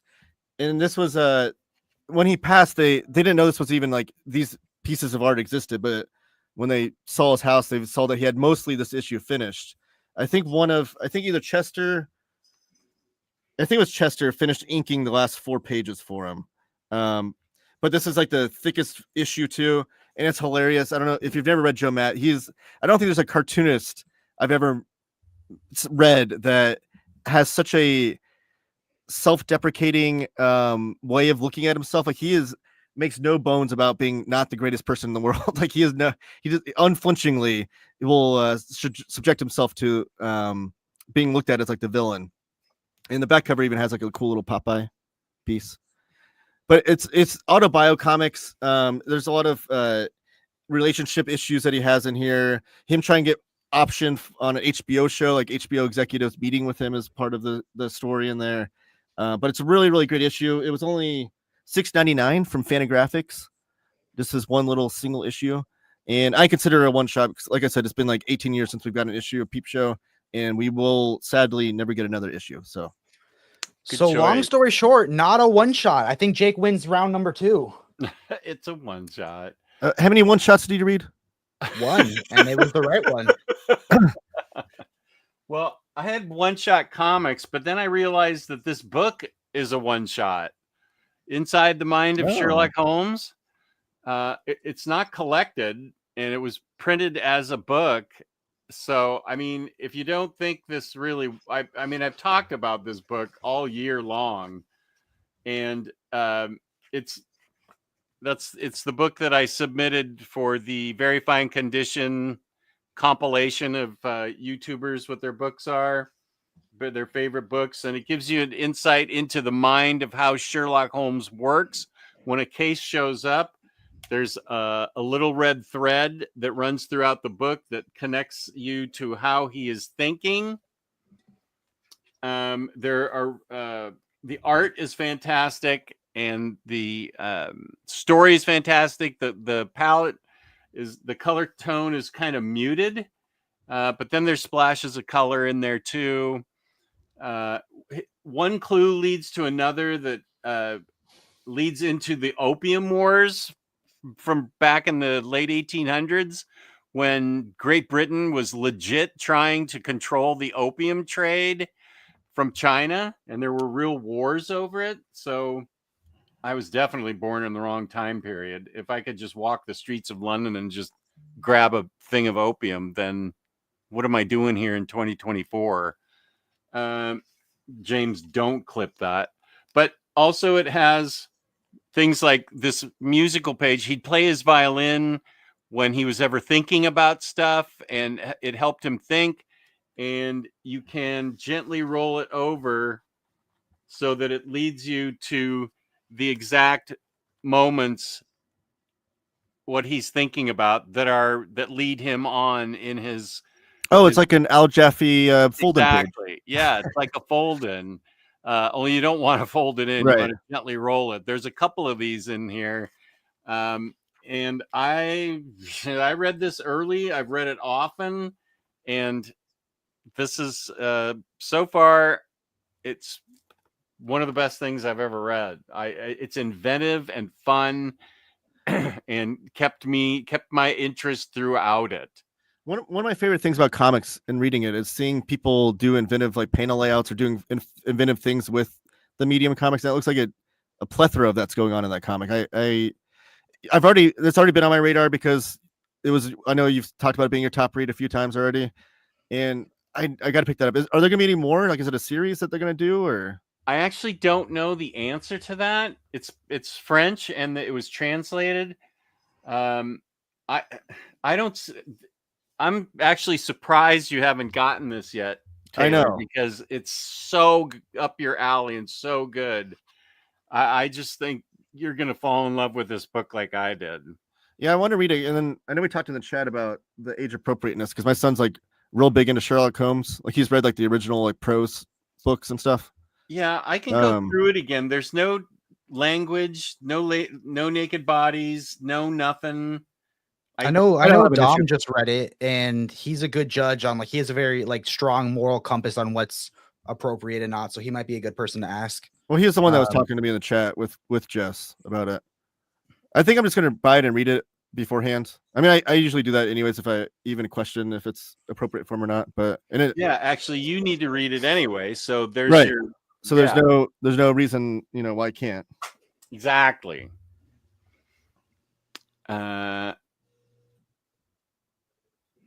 Geo didn't have other picks.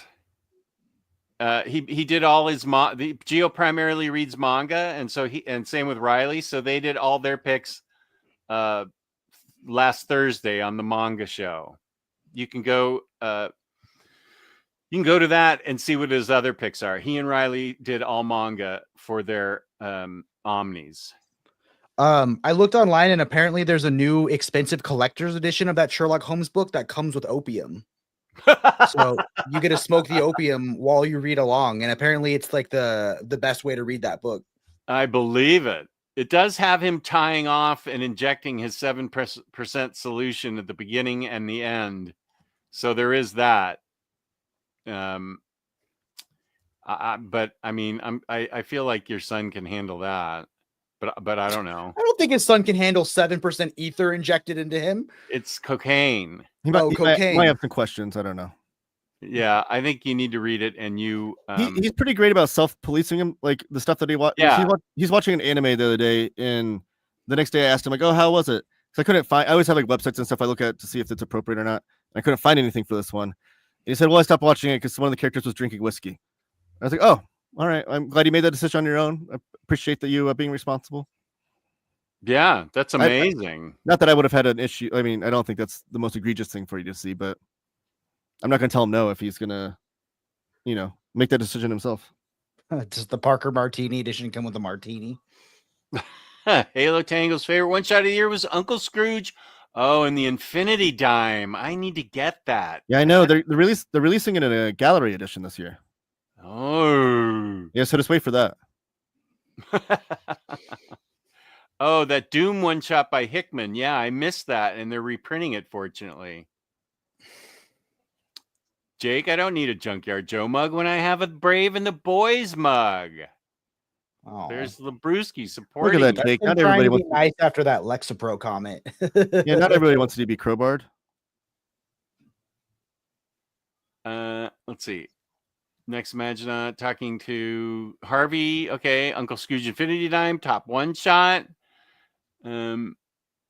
The Bug Wars Ash Can was fun. It's the upcoming series by Jason Aaron and Mahmoud Asrar, the reunion of the first Marvel Conan series. Wow, okay.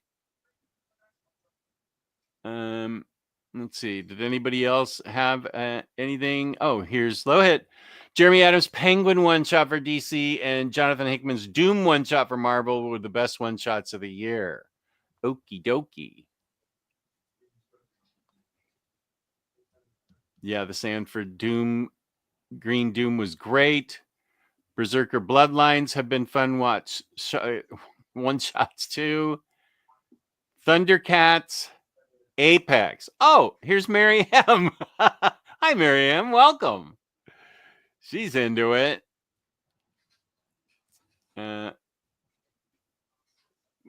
What? There's nothing wrong with that. It was his way of life. I mean, have you seen some of those Looney Tunes from back in the day? Yeah, yeah. Edberson Apex Thundercats was good. Best one shot: Marvel Holiday Tales to Astonish. The Junkyard Joe action figure by Mezco goes for over $200. Oh, the collector would know. You'd think since their image, they'd have a main line into doing or getting with the McFarlane toys, right?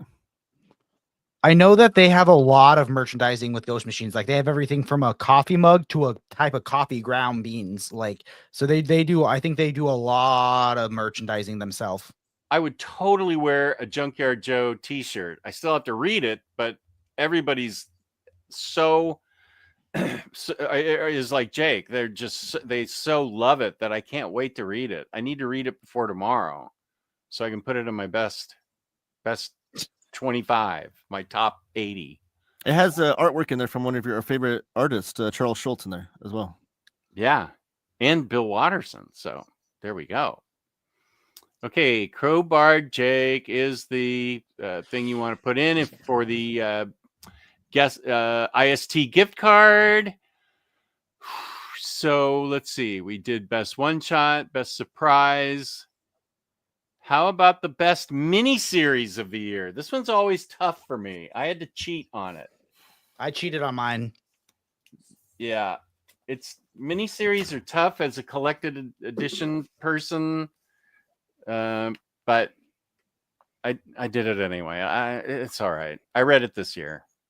So Taylor, what? Oh, you want to go, Jake? What's your best miniseries? I can go second if Taylor wants to go. No, go ahead.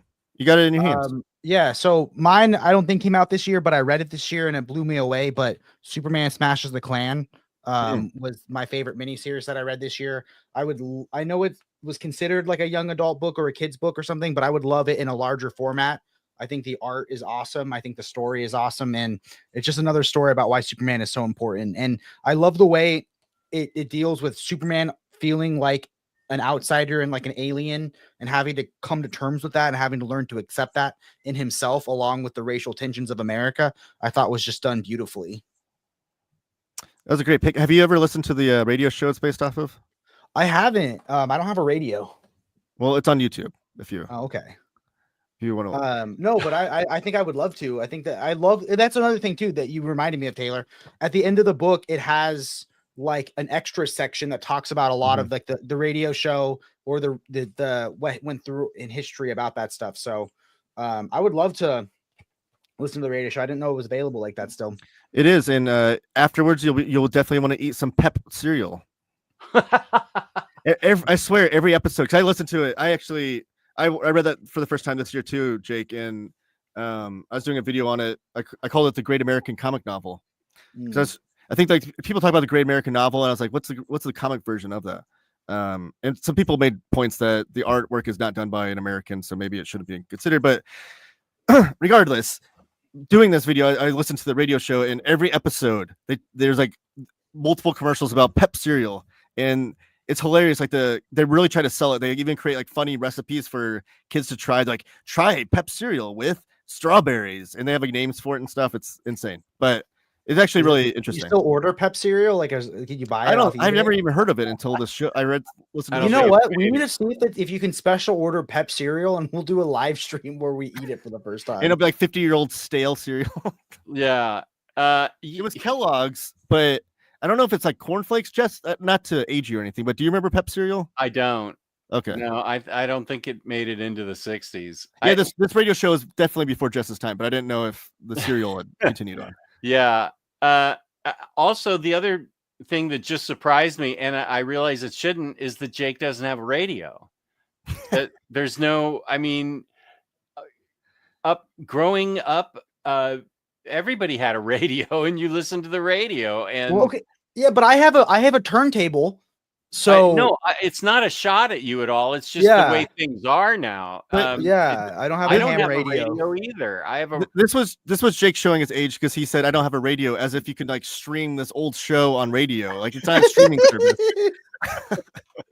I have my clock radio from when I was 12 because it's a vintage piece, but that's the only radio we have in the house. And yeah, I have my clock radio from my childhood too, which was actually from my dad's childhood. Like, it's been passed on. It's still hanging in.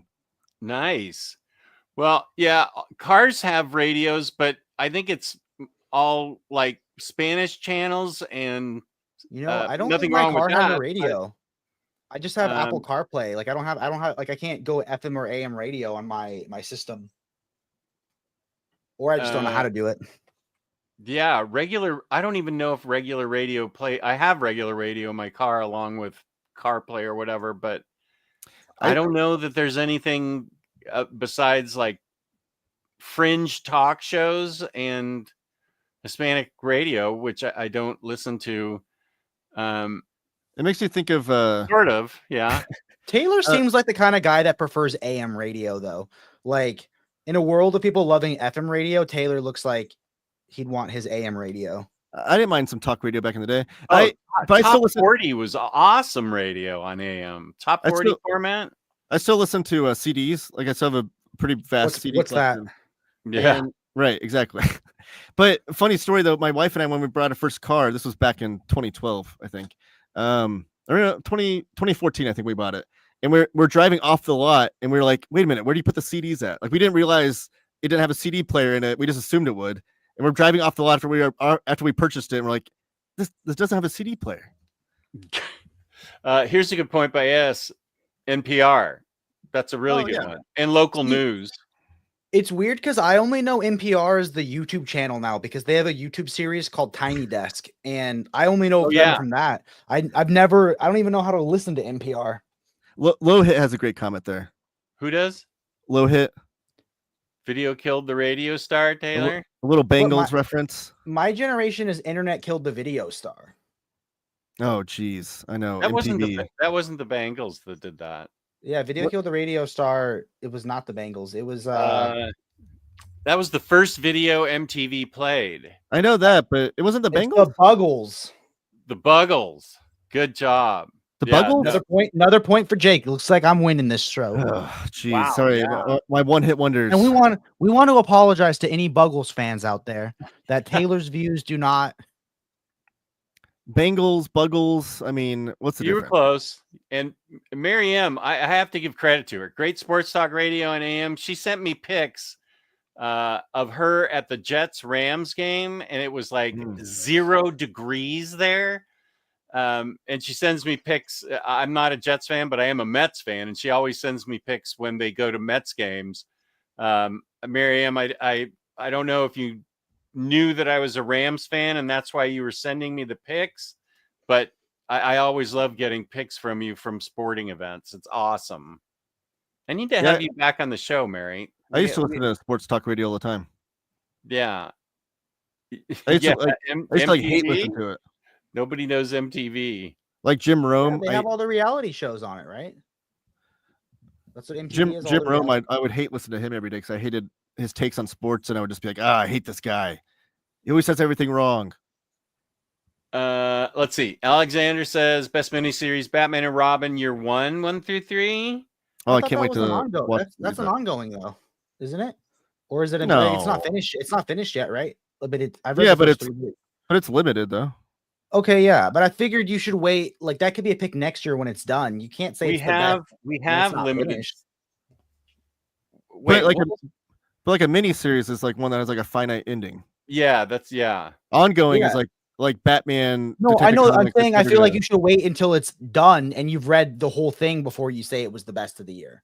Like I loved the first 3 issues and it's great, but I couldn't call anything the best because what if it has a lost like ending? You know? Yeah, I think this is right. Miniseries I ordered this from Ron V. The Six Fingers in the One Hand.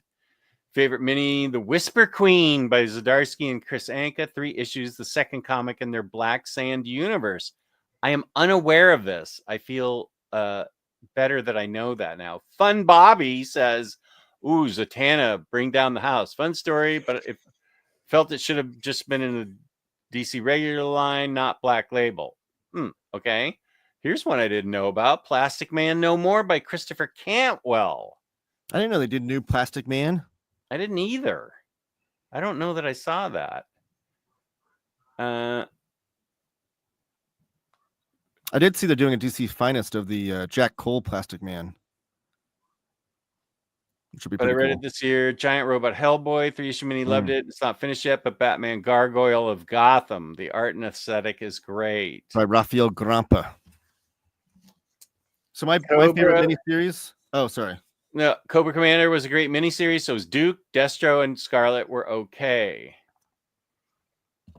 Do Spanish should be a radio. Agrees. Fun Bobby agrees.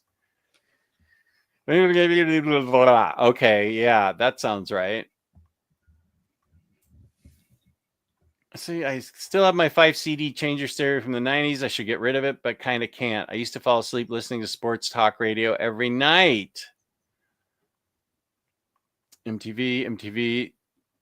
Yeah, we're shooting for midnight. Recently got into old-time radio streaming. So many serials that were contemporaneous with Golden Age comics. Ah, that's why you sent it to me. I appreciated that, Mary. Thank you. The reality show. Okay. I did. My dad did in the car. Whenever I drive, he picked me up from school. He always had KNBR on Razor. It's 6 issues, and he doesn't care. Superman special. Oh, this just finished a week or so ago. Hickman's Gods was a great mini. Plastic Man Deluxe in April. Oh, good. I'm glad we waited. As a Cantwell series? Are they releasing it as a deluxe first? Yeah, that's awesome. The White Trees Surprising. first mini in the Black Sand universe. I think it's from 2019, but they also put 2-in-1 floppy this year to boost up Whisper Queen. Scarlet was my favorite. The Energon minis. Sticking with Thundercats, Chitara for miniseries. Okay. Let us remind people that you can participate in the IST gift card giveaway. Hashtag Crowbar Jake. Which leads us to our next one. Wait, I haven't gone yet. Oh, wait. What are we? Did I go? Oh, I no. don't We think haven't you went gone either. yet. I'm sorry. Wait, keep Keen Taylor up for him to go, and the second he starts, start reading comments again. Jeez. He was haven't chomping at the I bit. haven't gone either. I just read the comments. All right. Well, I'm going to go before you have a chance to move on without me. Well, Derek Taylor says he used to like listening to Garrett. Okay. Okay, Jake, come on. All right. So mine is Maple Terrace by Noah Van Sciver. Oh. This, I think the 3rd issue was released in January of this year, so I'm going to count this as this year's release. The hardcover came out just a couple months ago, but this is put out by Uncivilized Books. And Noah is one of my favorite cartoonists. I think he's one of the best cartoonists going today, that with like panel to panel storytelling, his stories just flow beautifully. And this one is, look at the in papers, first of all, for 90s kids. Tell me you're not instantly intrigued by that. All the great action figures from the 90s, even where is it? Mighty Max. You guys remember that one? That was like the Polly Pocket for boys. So this is the story. This is actually a follow-up to One Dirty Tree, which is an older story that he did about his childhood. But this is when he's a little bit younger. And him and the Van Sciver family grew up in very humble beginnings where they were sharing bedrooms. There's a lot of the kids in the family. A lot of you might know his famous older brother, Ethan Van Sciver, the artist on Green Lantern. Your bestie? Your bestie? Oh, sure. He's in this book as well. But the first issue is all about Noah is like, I don't know what age he is at this point, but I imagine like 10 or 11. And Spawn is like the hot thing at school. So you can see like, him drawing a cover of Spawn there. And all the kids in school are talking about Spawn issue number 5 and how cool and violent it is. So he's got to get his hands on this issue. And the comic book shop doesn't have it. So he goes and steals a copy from Ethan, his older brother, and actually accidentally tears it. Uh-oh. So it's like the trauma there of tearing the comic book. After he stole it from him? Yeah, so then he's got to find a way to get a new copy and return it to Ethan. And you even see some Death of Superman panels in here. So it's really fun to see Noah drawing, because Noah is like really big into like the underground indie scene now, and he draws not superheroes. So it's kind of fun to see him draw those topics. What was the prequel to this? One Dirty Tree. One Dirty Tree. Okay. And it's not necessarily a prequel. Like they're both kind of Yeah. They're of the same time period, but you don't need to read one before the other. And I think Okay. one need to retreat. It's been a while since I read it. I have it over here. I think he's a little bit older in that one, so I think this one would actually take place first if you're Okay. reading in order. But there's even a cool, so it's really tapping into the 90s lexicon of things throughout this whole thing. And there's even a variant cover he did where he's dressed up as Cable. It's That's so fun. awesome. And here's him as an action figure being like his legs and stuff being exploded. But it's 3 issues and truly like some of my favorite work of Noah Van Sciver, and he's such a great cartoonist. Everyone should try him out. And I think this one, I know I'm going to talk a lot about today about Claypot comics, as Jake calls them, but I think this one is probably the most accessible for the typical superhero reader. If you're like, you typically read Marvel, DC, Image comics, and you want to try out something that's a little bit more underground, I think you should pick this up and try it out. I think it's accessible to that crowd in a really pleasing way. What was the publisher? Uncivilized Books. Dude, I feel like we play this game sometimes on my show called Real or Fake X-Men or Real or Fake Legion, a superhero character, because of how uninformed I am. We could play a version called Real or Fake Publisher, because every book you mention is a publisher I've literally never heard of before. So I would love to play Real or Fake Comic Book Publisher with you. Where Well, you give me the name. Yeah.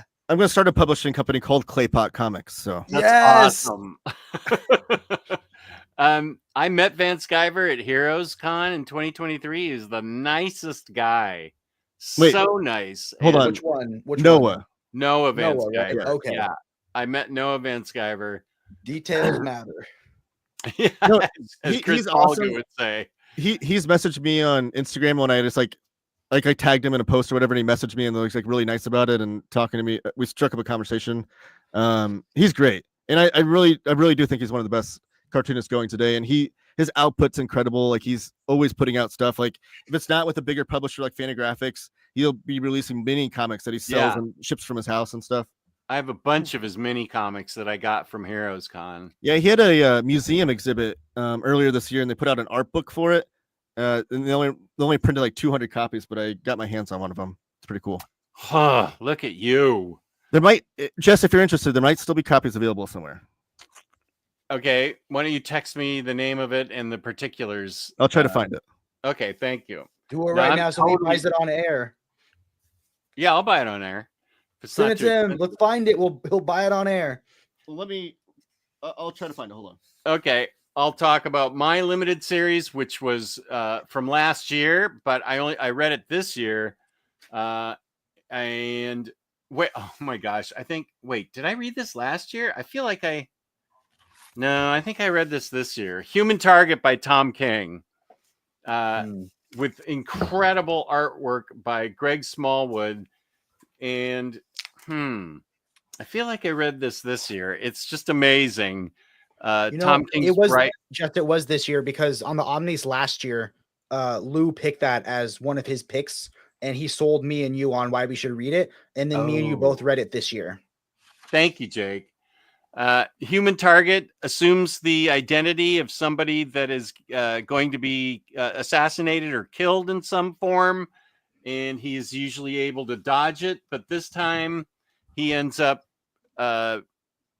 drinking the poison that was meant for Lex Luthor. That's not a spoiler because the whole story is how he's going to spend the last 12 days of his life trying to figure out who is trying to poison Lex Luthor. And we get one of Tom King's great strengths. Ice is in this C-list character, and she and Human Target have a relationship. And Ice becomes, he helps him on his journey to try and find out who killed him. Greg Smallwood's artwork is awesome, but it's just a detective story. It's got some Guy Gardner used to date Ice, and so he sticks his goofy nose in there. And show them the panel where he pulls up next to them in the Green Lantern car. I feel like that was one of my favorite parts. He drives up next to them. I'll see if I can find it because there's a lot of Guy Gardner going nutty in this, and of course, one punch takes him out from the Human Target. And they has that Wookiee Green Lantern. What's his name? The The Wookiee Green Lantern. Gnort? Grunt? Yeah, Gnort. Gnort. Yeah. Yes. Oh, that's because this was like a whole love letter to the JLI. Which, Yeah. funnily enough, I read the first nailed it. omnibus. I read the first omnibus of JLI this year, right before I read Human Target, and I'm so happy I did. It was not intentional. I had no idea, but I'm really happy I read the first JLI omnibus because I at least knew who some of these characters were. Yeah, it's pretty amazing. And Hold on, did you hear that, Jess? Jake, yeah, I know. Jake bought and read the JLI omnibus. I know. The My time that eternal shame. It's one of 5 Can I be honest? I actually bought, sold, rebought, and read JLI before. Oh, you that's did. right, because you didn't think the because third one was going to come out. Yeah, Very Fine said Volume 3 was never coming out, so I sold them to Tyler, and then Volume 3 came out, so I rebought 1 and I read it for my what to read before James Gunn's Universe video. Yeah, I need to read. I need to finish reading that. That's a good. Okay, there's my New Year's resolution. I have 5 Omnis that are half read, and that's one of them. Wait, so we can tell your wife that my New Year's resolution is to date my wife, and yours is to She read heard 5 that. Omnis? Yeah, she heard that and said that she thinks you're a great guy. Yeah, my New Year's comic resolution is to finish up the 5 Omnis. I'm halfway through. It's ridiculous. Okay, Jess, sorry to report, but it's sold out. Okay. Well, here it is. Thank you anyway. It looks cool. But Taylor will sell you his copy for $500. Ooh, I don't know about that. 500. I do have a rule that if anybody sends to me, I don't have any books in my collection that are unsellable. Yeah. There's no books without a price. Hey, Kenny, how's it going? Gift card at the end. We're almost at the end because we're halfway through this. So is it Dr. Elevert has a good point. Is it 5 Omnis and all of Invincible? Yes. Because Invincible is only 3 compendiums. NFL Dude helped bait me into reading it. Nice. Are we halfway through? I don't think we've done 3 so far. Well, we're going to bang out 2 right away. Okay.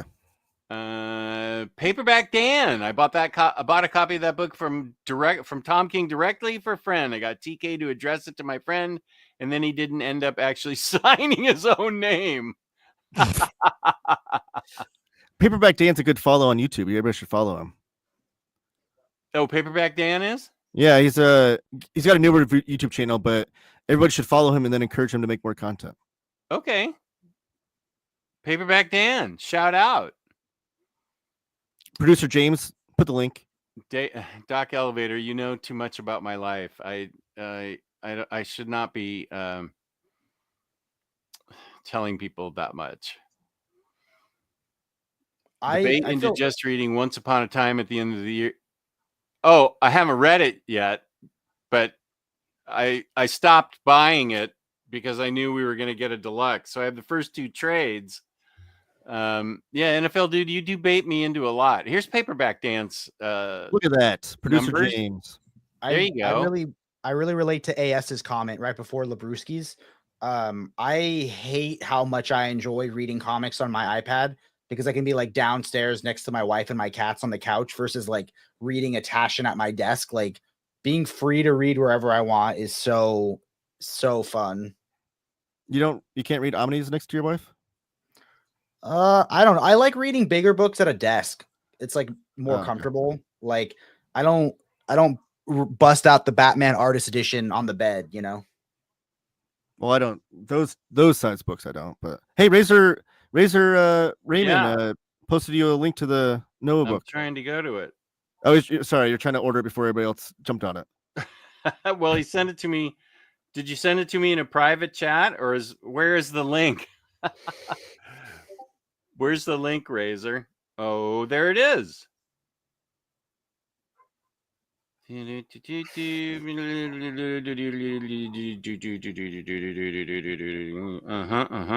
not loading. Hey, I can buy it. Yeah, it's a good book. It's got interviews in there and old artwork and some old comic strips that have never been republished or never been reprinted and things. So it's a good combination of like biography / artwork in comics.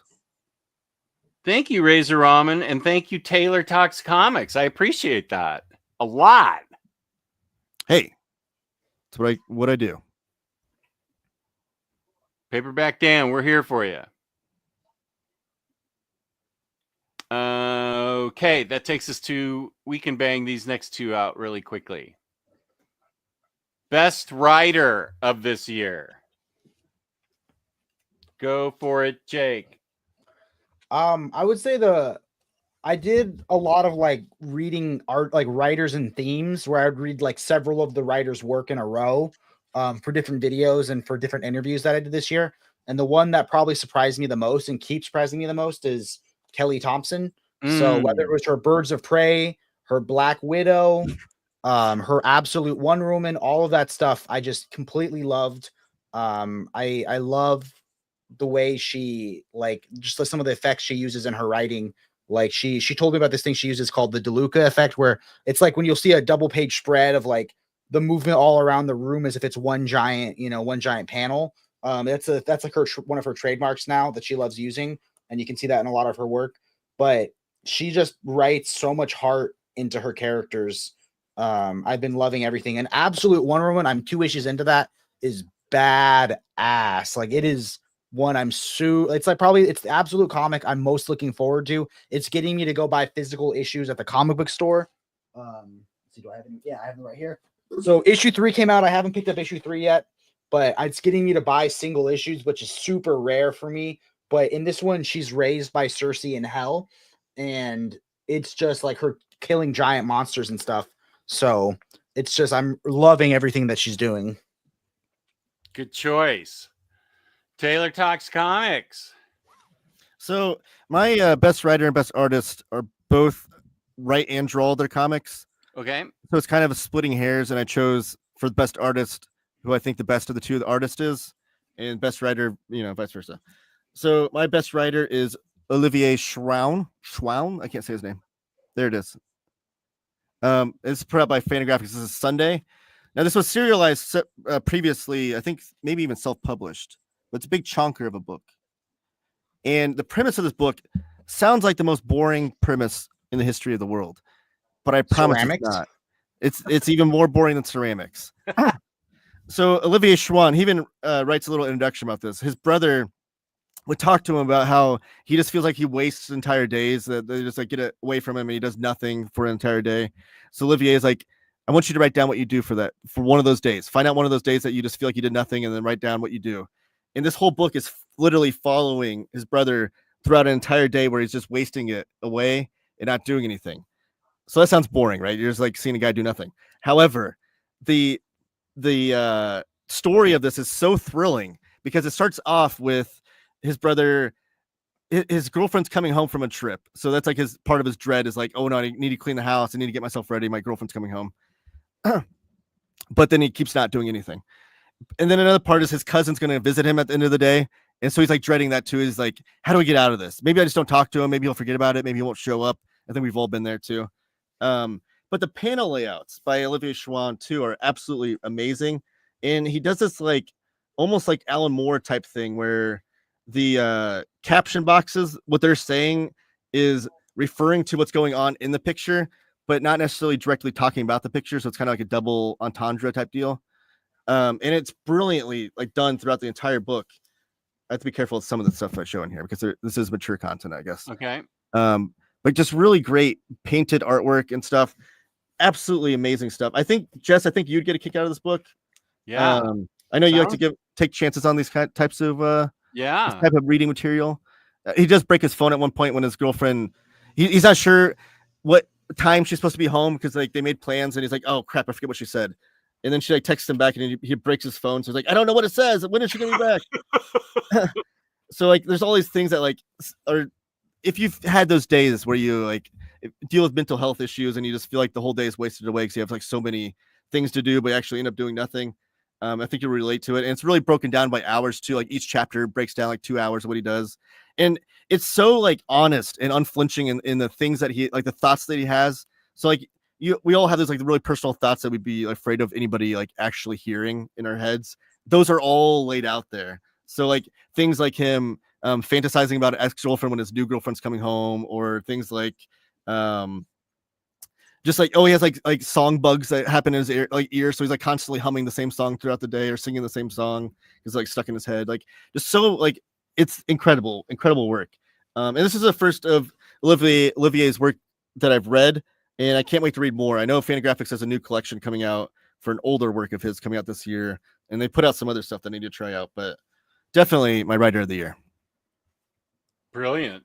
Really brilliant. Yeah, you've definitely FOMO'd me into wanting that book too. Nicely done. It's a quick Buy read it on too. air For 400 pages. I might wait it's for a quick read. Fantagraphics sale when they do their big sale. Oh, you have to wait for Black Friday.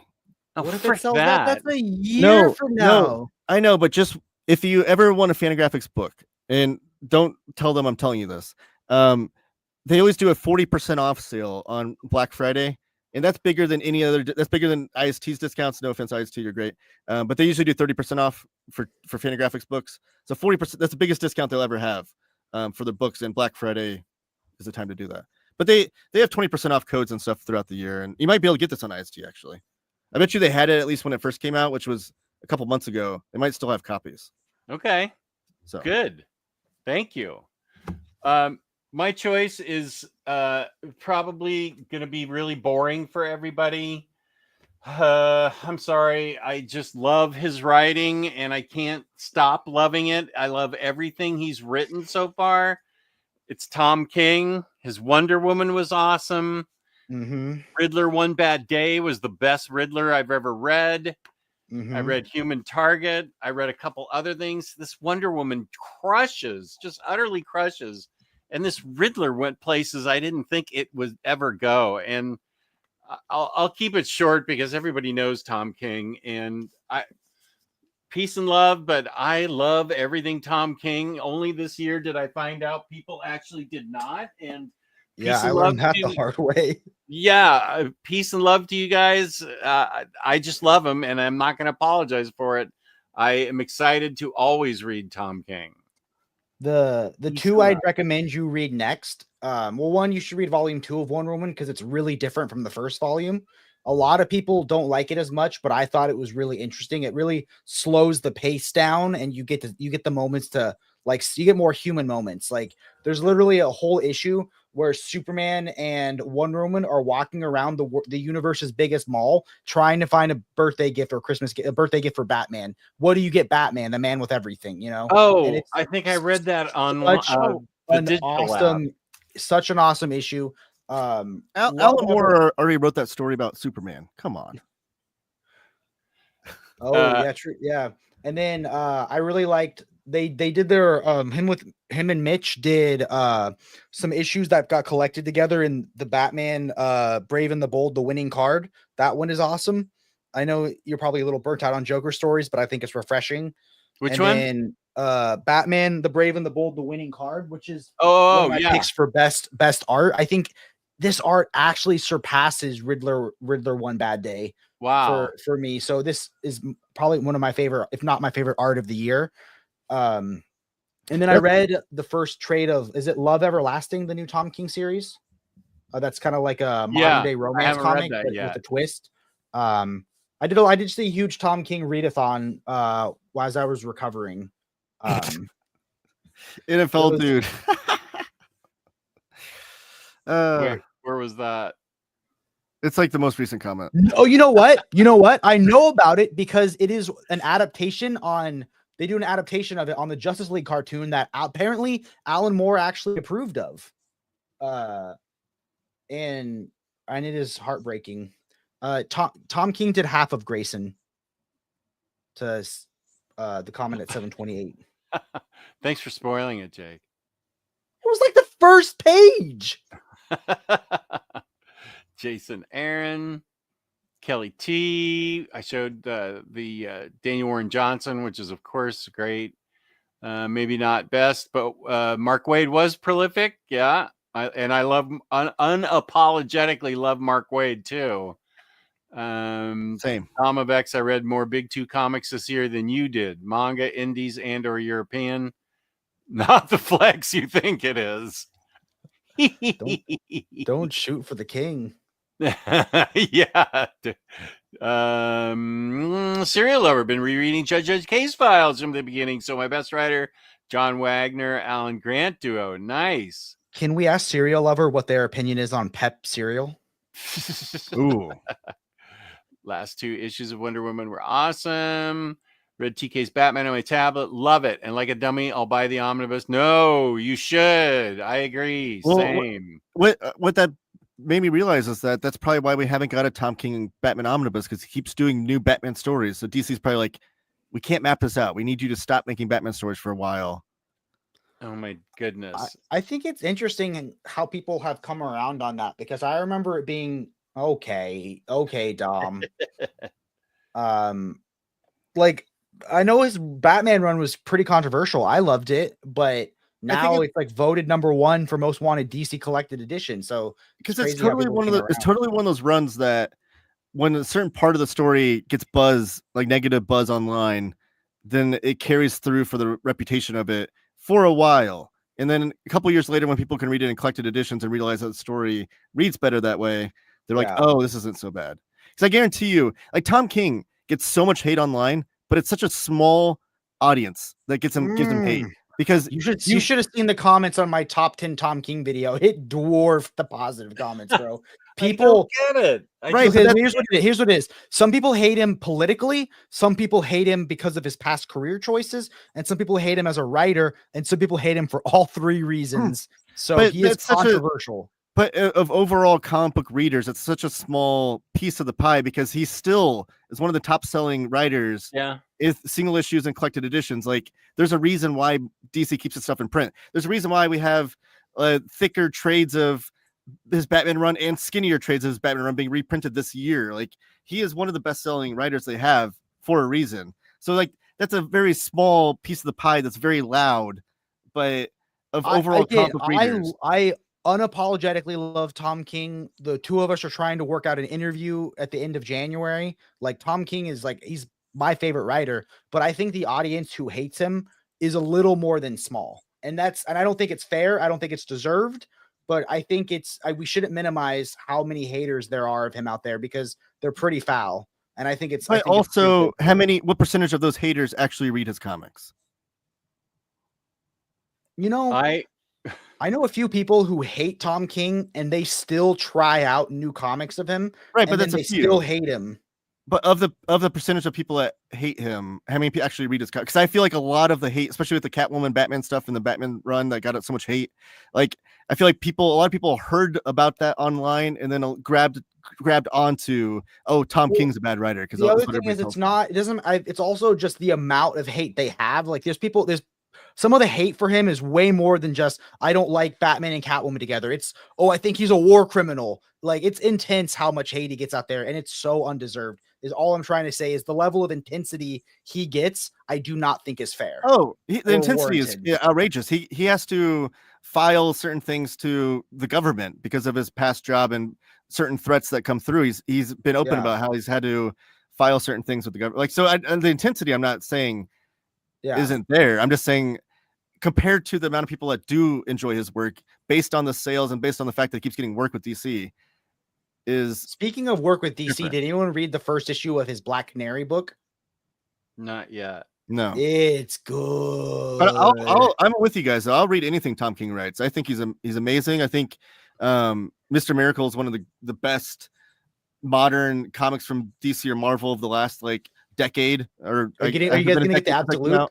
That's my most wanted collected edition. No, here's the thing about the Absolute is I refused to upgrade to the standard size hardcover. I refused to upgrade to the deluxe edition because he kept teasing the idea of an Absolute. I sold my trade paperback because I don't want to read that comic book again until there's an Absolute edition. So yes, I'm very, very excited about that. Okay, let us move on. Why am I going to ban you? For this year was O-Day with One Piece. I went from hating a character. I'm not going to ban you for your opinion. You can love all of One Piece that you want. Yeah, let's skip the hate because I love him. Or this is the perfect segue into the Golden Abrams Award. Yeah, I was gonna, Jake, mine's sort of like. Yeah, speaking of comics we hated. No, that's last. I was waiting for just say, let's skip the hate and let's talk about the Golden Abrams. I'm saving that for last. Best artist. Well, as I just spoiled a second ago, I am loving Mitch, and I'm not going to say his last name because I always say it wrong. I think it's Gerard. Surprise guest. The Uncanny Omar. Hey guys, I just wanted to come in here and say happy. Oh, I'm playing a lag here. Happy New Year, and can we talk about Tom King for the next 30 minutes? Yes, I don't think you guys have talked about Tom King enough. I was listening to you all while I was editing, and I was like, oh, I'm going to chime in and say hi, and then stir the shit. Omar, who was the best artist of the year? Besides Josh Greathouse. Best artist of the year. Ooh, tough. I didn't know I was going to be asked the question. So it was like, I was just coming to say Happy New Year. Well, I got to put you on the spot. Show now. Man. The Marco, the artist on Poison Ivy. Oh, I'd never seen this work before, and I was blown away. Same. What's the name? Marcio Takara. Takara, yeah, man. Woo, that stuff is sexy. It's good. Yeah, solid.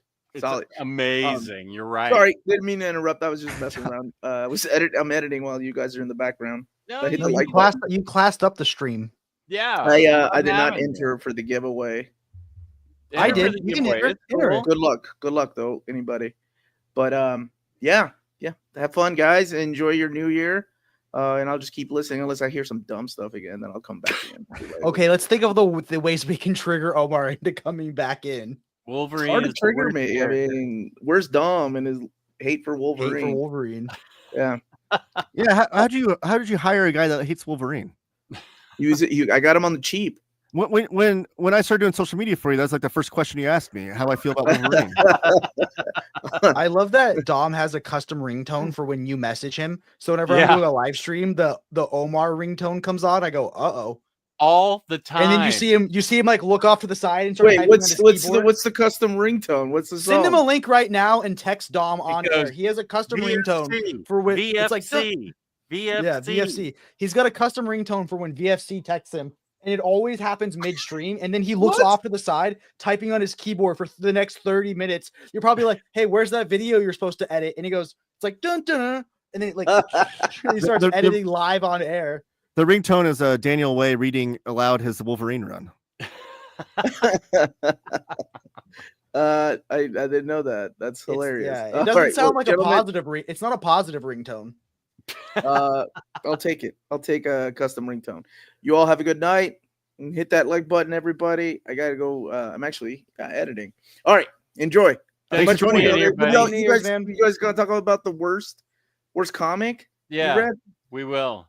Oof. You can chime back in when we do have that. A Golden Abrams? Yeah, man. There's a lot of bad stuff I read. It's like Poison. No, wait, what is it called? The Silver Age stuff. Silver Age Superman Omnibus. Silver Age that was my thing. This was so off. Oh my god, the Justice League Silver Age, DC's finest. Jess hates that even. Jess hates that run even. Like, what were they thinking back then? No wonder Marvel was killing them in cells. Yeah. Like back then. Yeah, I'm just being serious, defending man. the ringtone right now. The ringtone is literally called Comic. Anyway, you all be good. I'm out of here.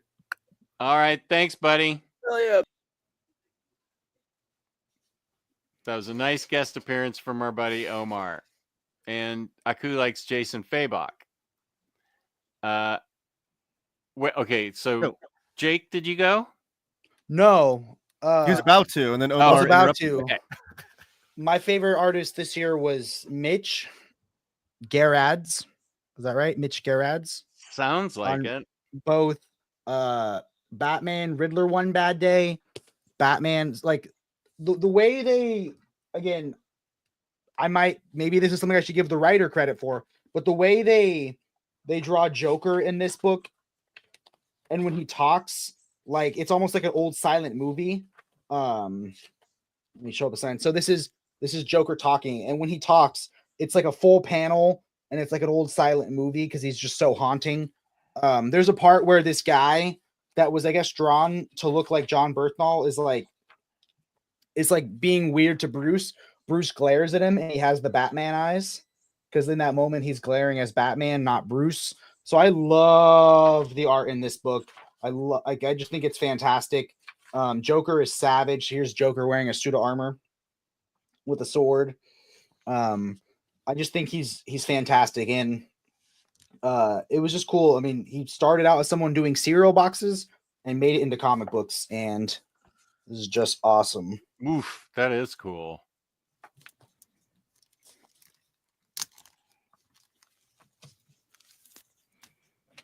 My turn. No, we're going to read comments for 20 minutes. I'm just looking at the comments. So yeah, no, go ahead. Mine was Charles Burns. This was the year of Charles Burns. He came back into our lives and released so much stuff. It was amazing. So we got Final Cut, which was the big one, which I don't have in the room actually, but that's like if you love Charles Burns' Black Hole, Final Cut's like the next big thick volume of a comic that he did. So everyone should pick that up. But also we got Comics from Fantagraphics, which is an art book because this is all bless America. I hate you. I know, but this is all Charles Burns doing these fake covers to comics that don't exist. But look at this, a brilliant, amazing artwork. Oh, you're gonna get me to spend so much money. That's my job. None of this is done digitally. This is all brush and done practically because he's amazing. And some of them are done like these old romance covers. So the whole thing is just all covers, like all fake covers in here. But there's all previously unreleased. As far as I know, Charles Burns artwork. Really great stuff here by Fantagraphics. But then also, surprise to us all, we knew Final Cut was happening because he previously serialized that in French first in 3 issues. We knew Comics was coming because Fantagraphics solicited that. But what we didn't know was that he's going to come out with a new single issue called Unwholesome Love. And this is done like a classic romance comic, and it's done like a classic romance comic in the best way. The classic romance comics that Jack Kirby and Joe Simon invented into the comics medium. It's such brilliant artwork with this. This guy can sling a brush like no one's business, and it just comes out so beautifully. He loves his blacks. Yeah, and like look at that rain. Yeah, like such a brilliant artist. His use of black is amazing, and he's one of those artists that like we're blessed as comic book fans that he actually chose this medium because he could be a fine artist like in museums and stuff, but he loves comics. And the fact that he last year was amazing that we got a new Daniel Clowes book. This year was amazing that we got so much Charles Burns stuff. He's an artist that I feel like doesn't release a lot of, like Black Hole came out, but he's not like he releases a new graphic novel every few years or anything. So the fact we got 3 releases this year by Charles Burns was really, really great year. So he's my artist of the year. That's awesome, and it's going to cost me money. So I hate you. Single issue, I guess it's $12. But Jake, how are you feeling? I think I'm gonna head out. I still sitting for like 8 hours straight. It's starting to cause me a lot of post-surgery pain. I guess the last one, my favorite collected edition. I'm curious if it's Taylor's favorite. Did we do favorite collected edition already? We didn't do that one yet, right? We can do that. My favorite, the book that was the most fun to read, and the book that I think I'm most proud of in my collection this year is the artist edition of Year One. So what I love is that I'm not going to hold it because I'm feeling a lot of pain. Me and Taylor are as different as comic book YouTubers can get. And, you know, we both can love a book like this. So I love that it has every single page. You know, I told myself I would never get artist editions, but the fact that you can actually read it all as if it was a regular book, and I did, was just the most special experience. I mean, I got to read this whole year, and it is just such I love that they say it's the book you were never supposed to see, you know, and it's just such a treasure in my collection. So really, really just as a pure, you know, Taylor sold me on it. We did a stream together. He sold me on the work that led up to it and this book itself. And it was my favorite collected edition of the year. Nice. And Jake, I will let you know, that was also my pick. See, So we're as different as they come, yet we still had the same favorite collected edition. There was not a single book that was released in the comic book medium this year that was more important or more special than that book. The fact that we got is like, as Jake's described, it's like David Mazzucchelli comes to your house and pulls out all the original pages of Batman Year One and lets you just flip through and read them. It's so well curated and done. It was beautifully designed by Chip Kidd. Just an amazing book. And David Mazzucchelli is definitely one of those artists that I feel like we're blessed that he even worked in comics as much as he did, because he's such an amazing artist. But definitely, that was my collected edition of the year. Okay, that's awesome. You gotta get it too, OmniDog. You don't. I know, dude. When that goes out of print, you're gonna regret it. I'll say that's one of the great gateway artist editions. There's so many people I saw that don't normally collect artist editions that bought that, which is amazing. Because I hope that more people will do that because it's such a great format. So it even crossed over into not just the artist edition collector, which is cool. Yeah. Okay. My collected edition of the year was The Secret Six by Gail Simone. Easily one of my books of the year. Gail Simone's another writer that I just automatically buy and I tend to really love. These are absolutely Z-list characters that form the Secret Sist. Secret Sis? Bro, that's up there with Rorschach. The Secret Six. No, but he believed Rorschach was the real name. The Secret Sis sounds like one of those underground cartoonist books that Taylor would like. So that's actually one of the covers that Charles Burns does. The Secret Sis. This was epic, funny, great storytelling with minor league characters that you've never heard of, except for Deadshot. I just love the whole thing, and I'd love to reread this again. But I'm surprised that it got a volume 1. I can't wait for volume 2, and now we need to get Suicide Squad by Ostrander and Birds of Prey by her as Omnis too. So okay, you're speaking my love language there. I love superheroes team ups with like D-listers. That's like one of my favorite things in comics. Dude, it's good. Now I've not read it, obviously. That's what I'm trying to say. But is it? You don't tell me like every issue that's included, but is it like issues 1 through 36, or is it like a bunch of different miniseries? So or it started with the Villains United tie-in for Infinite Crisis. I'm not sure if you read Infinite Crisis, but basically all of the villains decide to team up in one big giant team. So they told Gail Simone, they're like, hey, you're gonna write like your new villain team. And she was like, okay, well, can I pick this character? No, you can't pick them. No, you can't pick them. No, you can't pick them. So she has to go. It's like Vandal Savage couldn't be picked, so it's Vandal Savage's daughter. You know what I mean? Like it's as Z-list as it comes. I love it. She reinvents Catman as like her proto Batman, but for the villain side.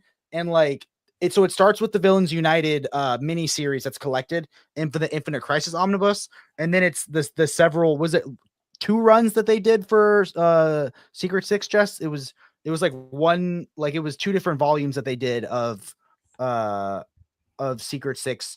And then the second book will collect the rest of the stuff that hasn't been collected yet, and then house a ton of extras. My favorite character in the whole thing, though, is when Mad Hatter joins the team for a bit, and he's like, I finally found friends. And then a twist happens, but like it's Ragman Jr., where he doesn't even have Ragman powers, but he gets surgeries because his rest of his family have Ragman powers. It is awesome, and there's real stakes. Like characters get picked off among the team. Nobody is safe, and it looks like it's on Hoopla. It is awesome. So you would want to read the Villains United portion first, and then read the Secret Six series 1 and series 2. And it's mapped. Oh, wait a sec. It's mapped a little wrong though. There's a part there you got to skip a portion and then go back. I forget. Yeah. Oh yeah. I forget. I did a video on this. There's a a part. There's a Birds of Prey book that shows up before it should. You need to skip over the Birds of Prey book and get to the. I forgot about that. Yeah, it's mapped really well, except for the fact that they shove in an important Birds of Prey section, and it's a spoils a shocking moment in the book. Like it's not a light spoiler. It's a super spoiler, but it's still like one of the best books of the year. It made my top 10 of the year for sure. And seeing how, like, when I met Gail this year, and she saw that we were Omni collectors, because we wheeled up a cart, and she thought it was going to be like 100 single issues that she was going to have to sign, and we pull out 3 Omnis. She was so excited. She was like, dude, I never going to see these books. Secret Six is like my favorite omnibus I've ever done. So that's awesome. Well, it's on Hoopla in trade paperback. So why would we get this superior omnibus? Because Taylor is the anti-modern reader. I'm not a modern reader, Jess.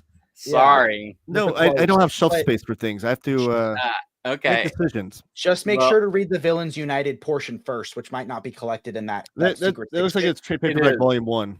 Yeah, the Villains United. It starts it off with Villains United. Yeah, and then watch my video to see what you're supposed to read in what order when that Birds of Prey thing just shows up. You should skip over that, and then you go back to it. I will. But yeah, Jake did a good job describing it. It is a boatload of fun, and I just really, really enjoyed it. I'm gonna bounce though, guys. I'm starting to feel a lot of pain, but okay. I just want to say, thanks for being here, buddy. It was an honor to be here.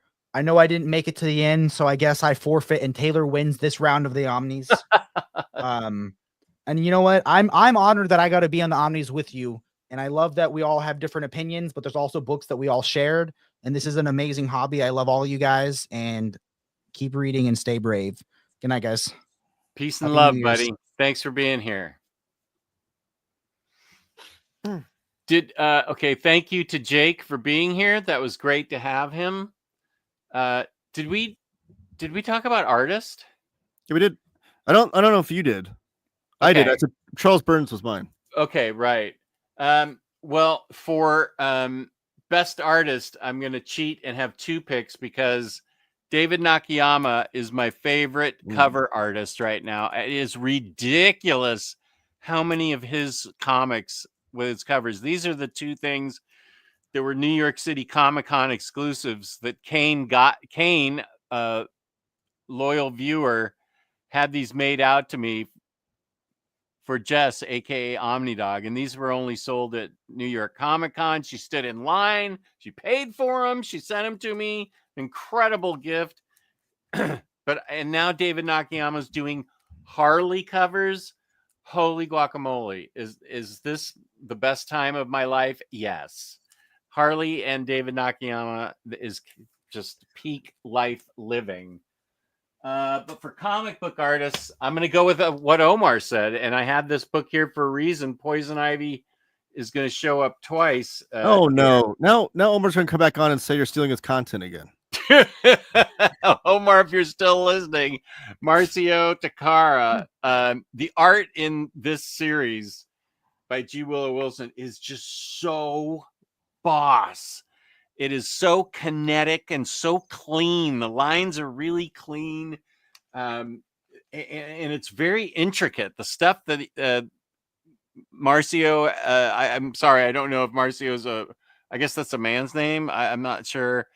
Marcio Takara draws is just so clean and lovely and brilliant. And Poison Ivy really benefits from the artwork in this, and I just love it.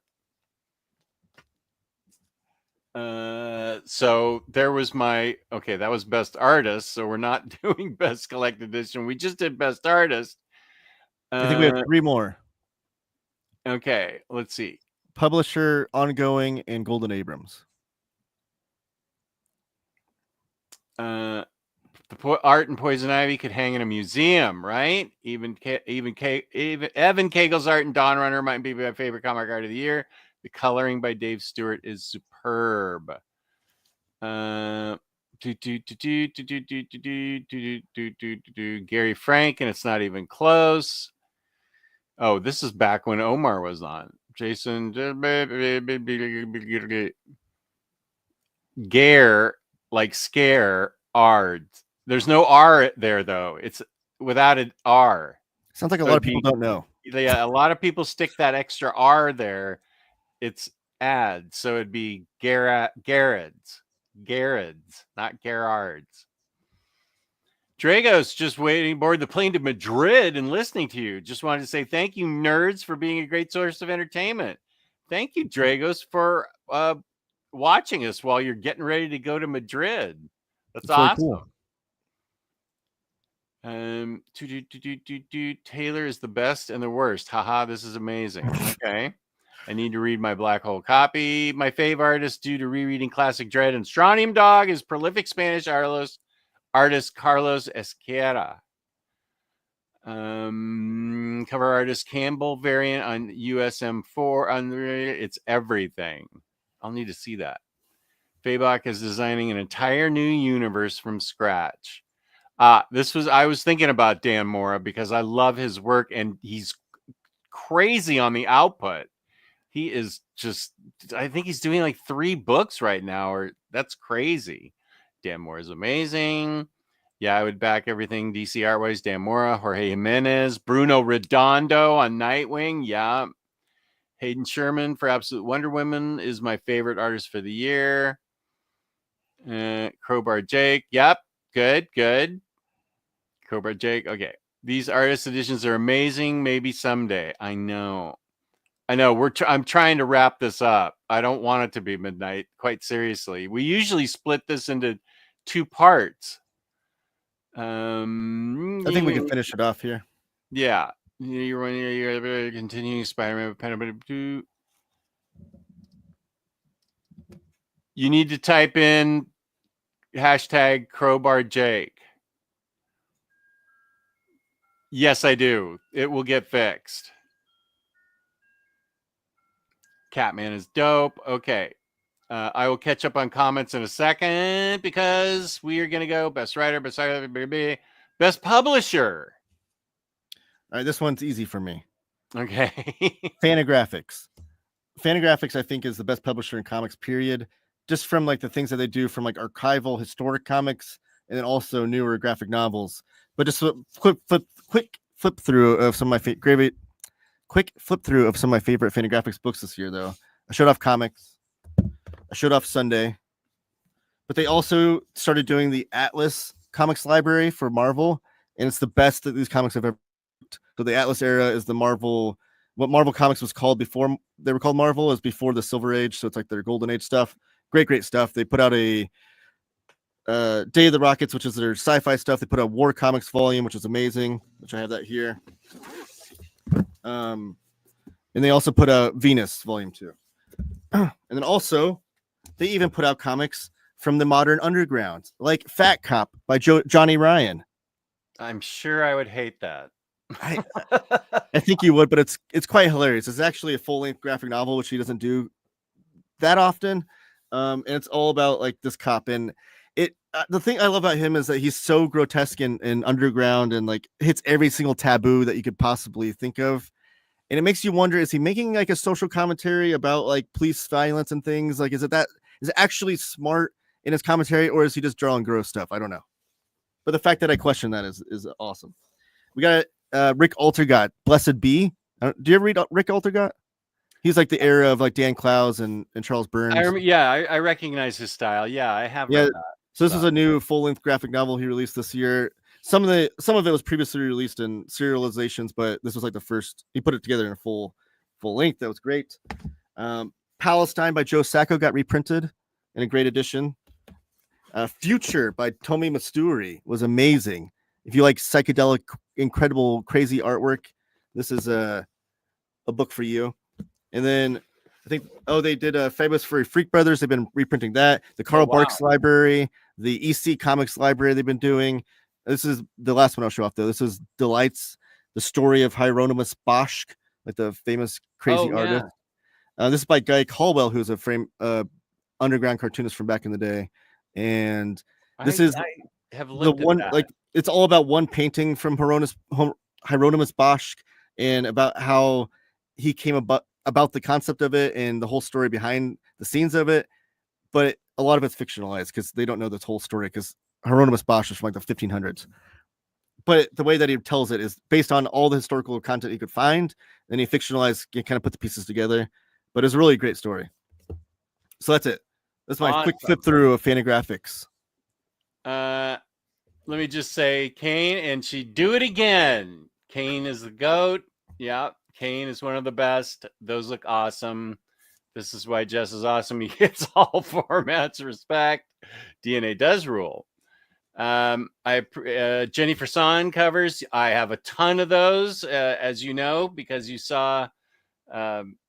She does do great Poison Ivy covers. She's one of the ones I collect. I definitely love her. To be honest, Jess, your video about your favorite covers of the year made me want to collect more David Nakayama covers. Awesome. Bruno Redondo, yes. So now we're on to publisher, and I will go.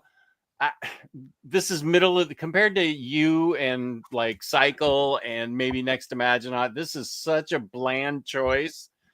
But no, don't worry about that. These are the books I read and love, and the majority of stuff it's all DC, all the fun DC stuff. I mean, I'm not even including the Jeff Johns JSA, his Stargirl, Mark Waid's World's Finest. There's just a ton of stuff that I just absolutely love. And it's DC all the way. It's just not even close. So there's nothing wrong with that. Don't fret about that. But the great thing about that, though, is that coming from someone that grew up on DC Comics and loves DC Comics, I'm happy that you're able. Like, I'm happy that they're winning Best Publisher from you, because it's telling me that they're still doing great things with the characters that you grew up on. Oh, that's well said. Thank you, Taylor. Yeah, that's awesome. And think about just a couple years ago when we thought they were going to farm out their collected edition to someone else, all the terrible rumors we heard. So they've come back, and they've put out some great stuff this year. Yeah, they really have. Image. Yeah, I know. I'm worried about that Harley solicit. Although that gives me a book for Golden Abrams next year. Mad Cave. Just discovered them this year. I've been loving their new Dick Tracy and Flash Gordon series. Good for you. All in, it's DC. Yes. Okay, Lance, make sure, since you're just joining, to enter the gift card giveaway. Capital C, Crowbar, capital J, Jake, all one word, Crowbar Jake, for a shot at winning. How many are we up to? 65. Okay, good. I like that. Whoops, I lost what I meant to do. Banners, yeah. So we need best ongoing?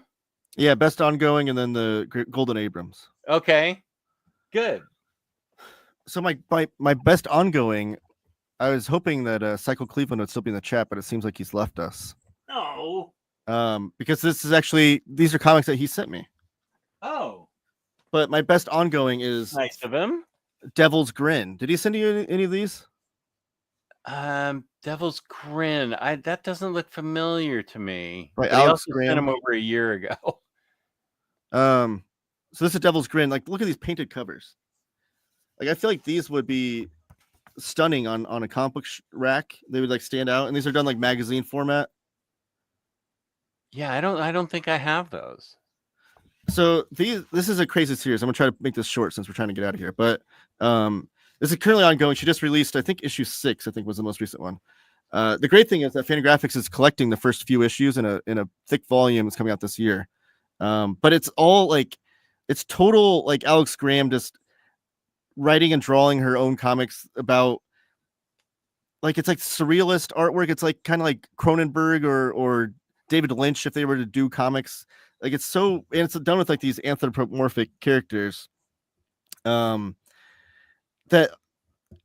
there's so many plot threads that she's like spins with these characters. They're so like well developed that like you almost forget about a character, and then a couple issues later she brings them back up, and you're like, oh, that's that guy.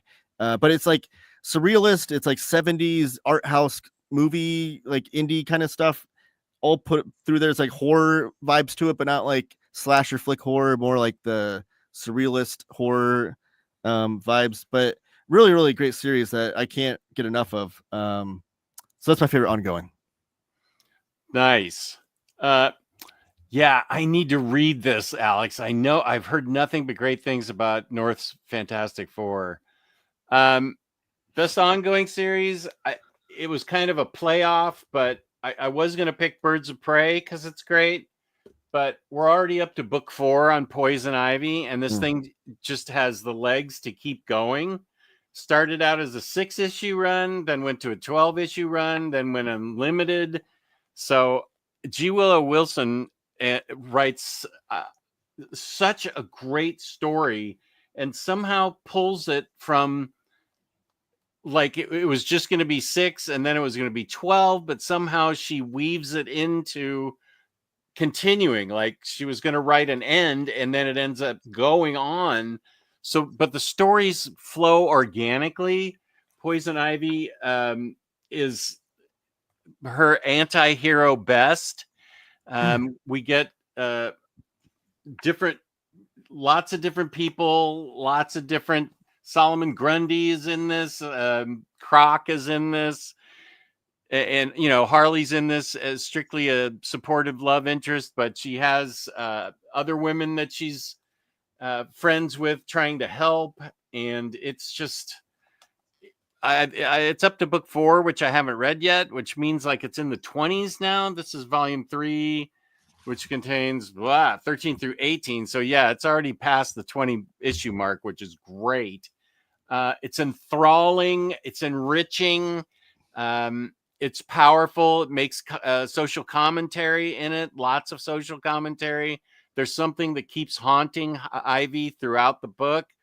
And it deals this issue.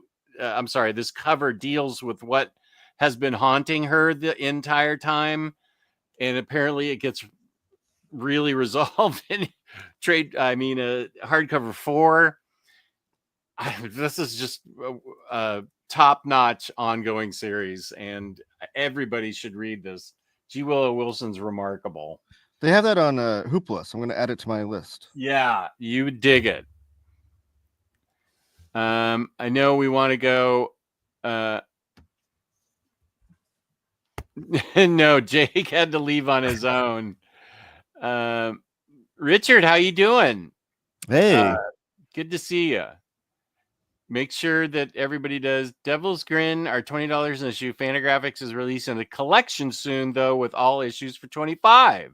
It's not all issues, though. I think it's only the first 4 or 5 issues. Okay. But yeah, to your point, anybody that is interested in that series, there will be a collection soon. Superman by Josh Williamson. Yeah. Absolute Batman, Transformers. Yeah, I know I need to read this. Damn it. Space Ghost, Transformers. Her Pamela Isley origin was so dope. Yes, it is. Cool. I really need to read that. I stand corrected then, Razor. Sorry. Yeah. Yeah, no, that's I didn't realize it's gonna be all 6. That's awesome. Ultimate Spider-Man.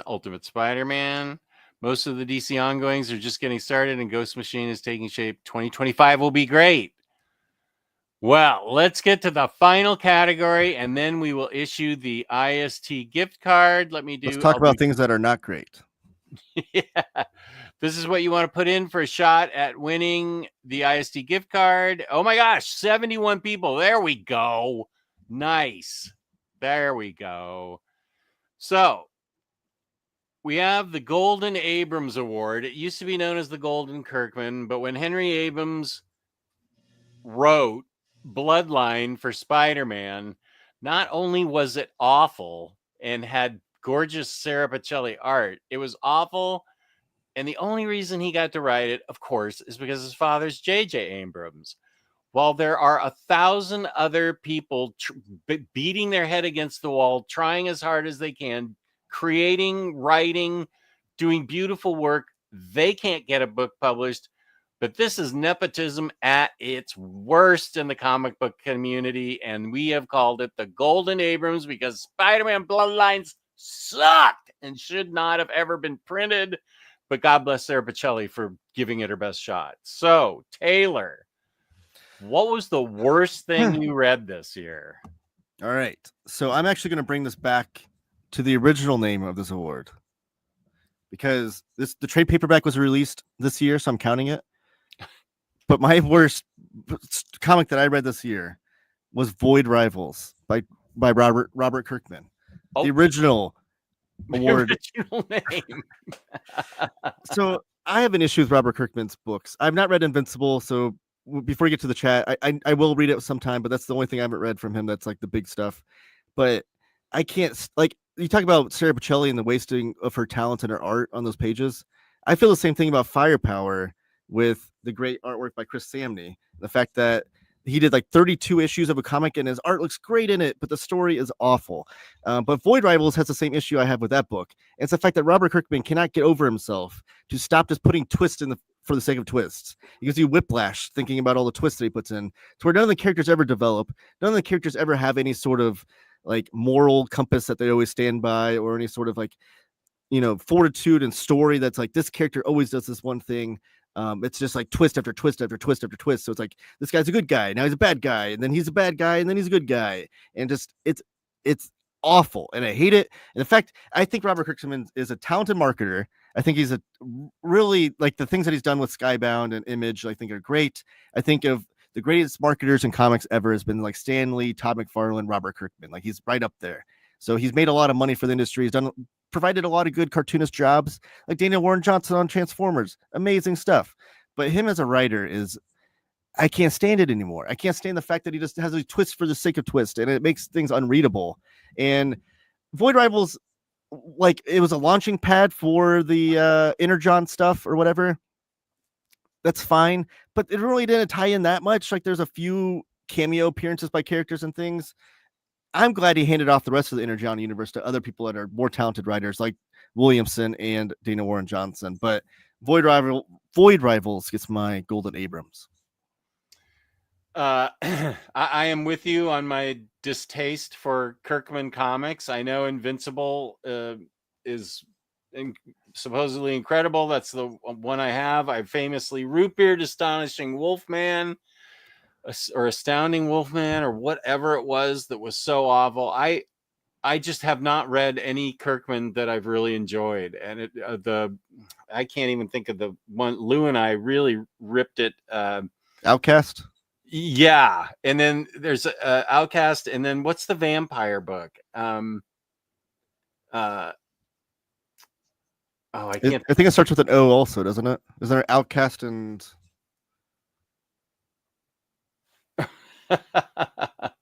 I can't think of what it Outcast. It was something else. Whatever it was just not. But Abrams takes the cake. I am kind of, and that Kane made this comment earlier, and I'm kind of with her on this. I can't say there was anything truly bad this year. Even books I've read I didn't love weren't horrible reads. They were books I just didn't jive with. Now, Oblivion Song is the name of the Oblivion Song. There it is. Nice. There you go. Yeah, that was awful. I've gotten really picky about what I buy and what I read. So I didn't have anything truly horrible this year. I'm not mad at it. I'm just really disappointed in it. It had a good idea that was just really poorly executed. X Lives, X Deaths of Wolverine. Really cool concept to have Wolverine go back into various times representing his various self to try and keep people from killing Professor X. Beautiful art, but it was just not, it just did not go anywhere. It was such a cool concept, and it just did not go anywhere, and it was just a whole mishigas. It was just a bunch of a bunch of stuff pushed together, and it really could have done a really good exploration of what he was like back then. It was just like cameos of his going back in time, and Omega Red is in there. They could have gone more in depth with that, but the only reason I read this is because it's part of my X-Men-a-thon for Fall of X, House of X, or Reign of X, Powers of X, X-Men, everything. There was even what is this guy? He's like a Terminator. He's like a sentient Terminator X Wolverine. And it just never went anywhere. I was really disappointed in this book. Yeah, and I typically on my channel I don't talk negatively about I always try to talk about positive about the comics I love. I'm taking the opportunity to be on this other channel where I can talk negatively about a comic, but when I'm like, you look at my Goodreads and everything's like 4 or 5 stars. Like it's hard for me not to love a comic. It really is. But Void Rivals just wasn't it for me. And I also just to go on a little small rant too. I hate that Robert Kirkman, the way he collects his comics, are with no covers and no chapter breaks. So his comics just like mesh together, like from issue to issue to issue. You never know when the issue ended. And the reason why he's the worst writer to do that for is because he hinges so much on these cliffhangers and these twists that end the issues.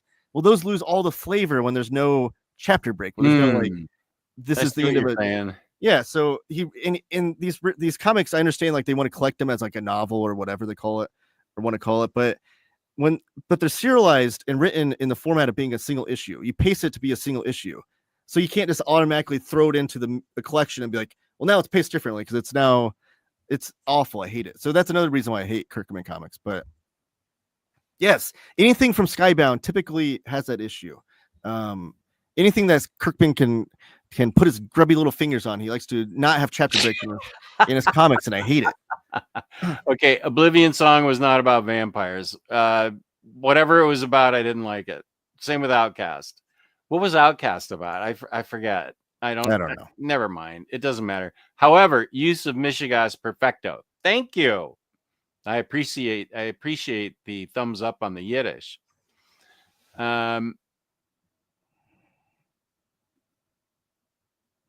Dad, don't forget I stopped you from reading one of Robert Kirk. Is this your daughter? That's my wife. Your wife. Oh, Dad. That must be my son typing on there. Don't forget I stopped you from reading one of Robert Kirkman's books. No, he records videos. He records videos with me sometimes, and I was recording videos with him, and he's in the room while I was doing a video on Firepower, the first hardcover, and I finished it. Now, I actually did like that. Oh, go ahead. Geez, I hated that book, but so I tried to do the video on it, and I tried to be like not positive for the necessary of being positive, but I tried to be as honest about it, but not be just like I was smashing the book the whole time. And then I got done recording, and he's like, "Dad, you were really mean about that comic." I was like, "Really?" So I've never released that video because, like I said, I don't like to do negative videos. But he's like, "You're really mean about that book." Okay, so this is your son using your wife's account. Yeah. Okay, that's great. Okay, the Golden Abrams is done, and now we can get to what everybody has been waiting for. First of all, thank you, Taylor, for being on and participating in this. It was a lot of fun. Thank you to the chat for hanging in there. I know it's been long. The Omnis typically are. Here's the last call out for the free IST gift card and peace and love. But the winner needs to message us tomorrow by noon to get the card. The card will appear in your account within 5 to 8 business days because I'll mail it to Emily tomorrow. So they need to email you with the email account that's attached to their Instocktrades account. Yes, your real name and the email that's attached to yes, as Taylor said. Thank you, Taylor. I'm losing it. I know. I'm like half asleep right now too. So we got to help each other out. Okay. Let's go. Let me get this. Okay, 73. Good. I need to screen share so everybody knows it's legit.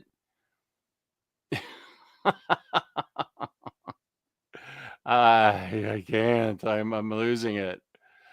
Share screen, giveaway tool, Crowbar Jake. Poor Jake, he's in pain now.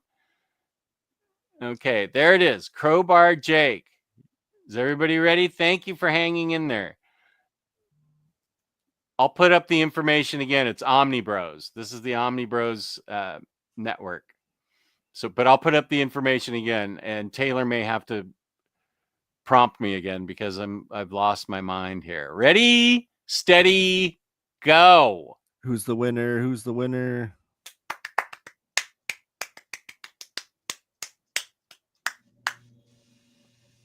Doc Elevator. Congratulations.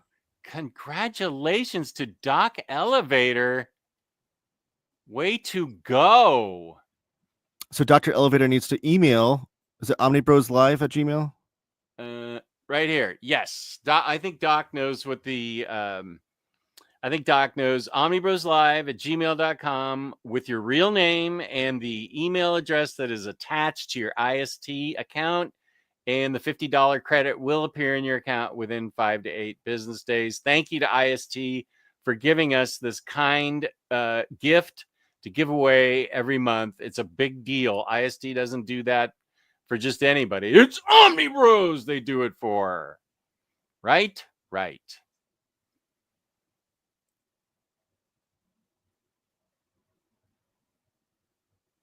And Doc, are you still in here? Where are you? Lots of congrats. People are very nice. Congrats, congrats, congrats, congrats. People are nice. Samantha, congrats. DH, everybody happy. What is this one? It looks like he's sad. Lots of congrats. Good. Everybody's nice about it. And that's good sports. Really cool. Good sports. Excellent. Yeah, you're right.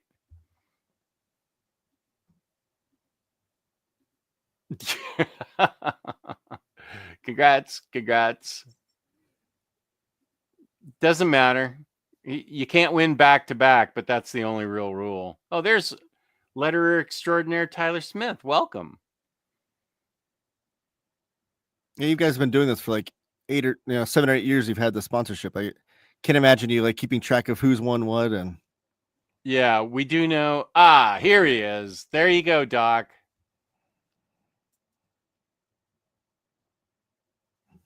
Ping Doc on Discord. Oh, thanks, Kane. I'm going to use it for Daredevil Volume 2. There you go. Sweet. Okay. So let's end this show and let everybody get to bed. Doc Elevator, congrats. So happy that everybody's happy for you too. That's a big deal. Oh, the Omnis. We learned a lot, and unfortunately, having Taylor on is going to cost me money, but could be worse. You showed me a bunch of new books that I didn't know about. I'm excited to get them. That's great. And where can they find you on the internet?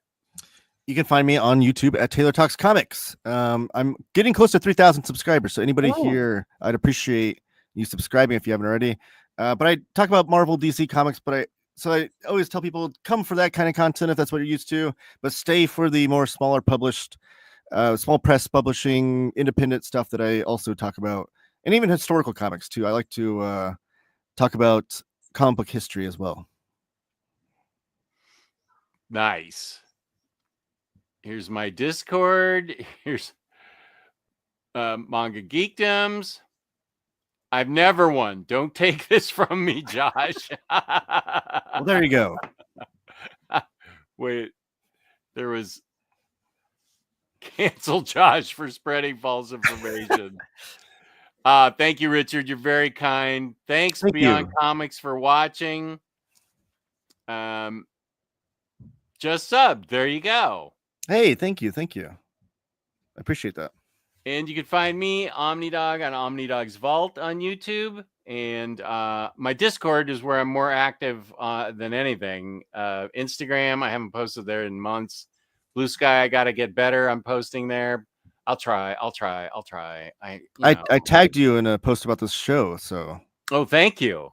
So now I have something up on Blue Sky. That's good. Yeah. Thank you guys. Appreciate all you guys watching. You guys were great tonight. We had a huge audience, and I hope everybody enjoyed themselves. Peace and love. Peace and love. The next show will be Manga Bros on Thursday, and then Lou and I have our Friday show, and yeah, like that. Peace and love. Peace and love. Thank you all. Thank you to IST being such a great sponsor, and thanks to the viewers for being such great viewers. You're the ones who make this a great community. All the great viewers. Thank you so much. Peace and love. Oh, wait, we have to show this. Yes! Black Cat by McKay. I'm glad, Richard. Makes me happy. Very happy. And thanks for having me on, by the way. I appreciate it. Oh, sure, of course. I should have you on, but you work such odd I know. hours. I try to get you on my show, and are you working this Saturday? No. Oh, maybe I will see if I can get you to be on the show this coming Saturday, unless you have some kind of prior. I'm trying to think of Penn State. No, Penn State plays tomorrow night, actually. New Year's Eve. Oh, right. My team plays New Year's Day. Where's the end? Oh my gosh. Harley Jess, Godzilla Jess. Where's the damn? There's so much. God. Thank you. Peace and love. Peace and love. We appreciate you so much. Thank you guys for watching. It means everything to us. Good night, everybody.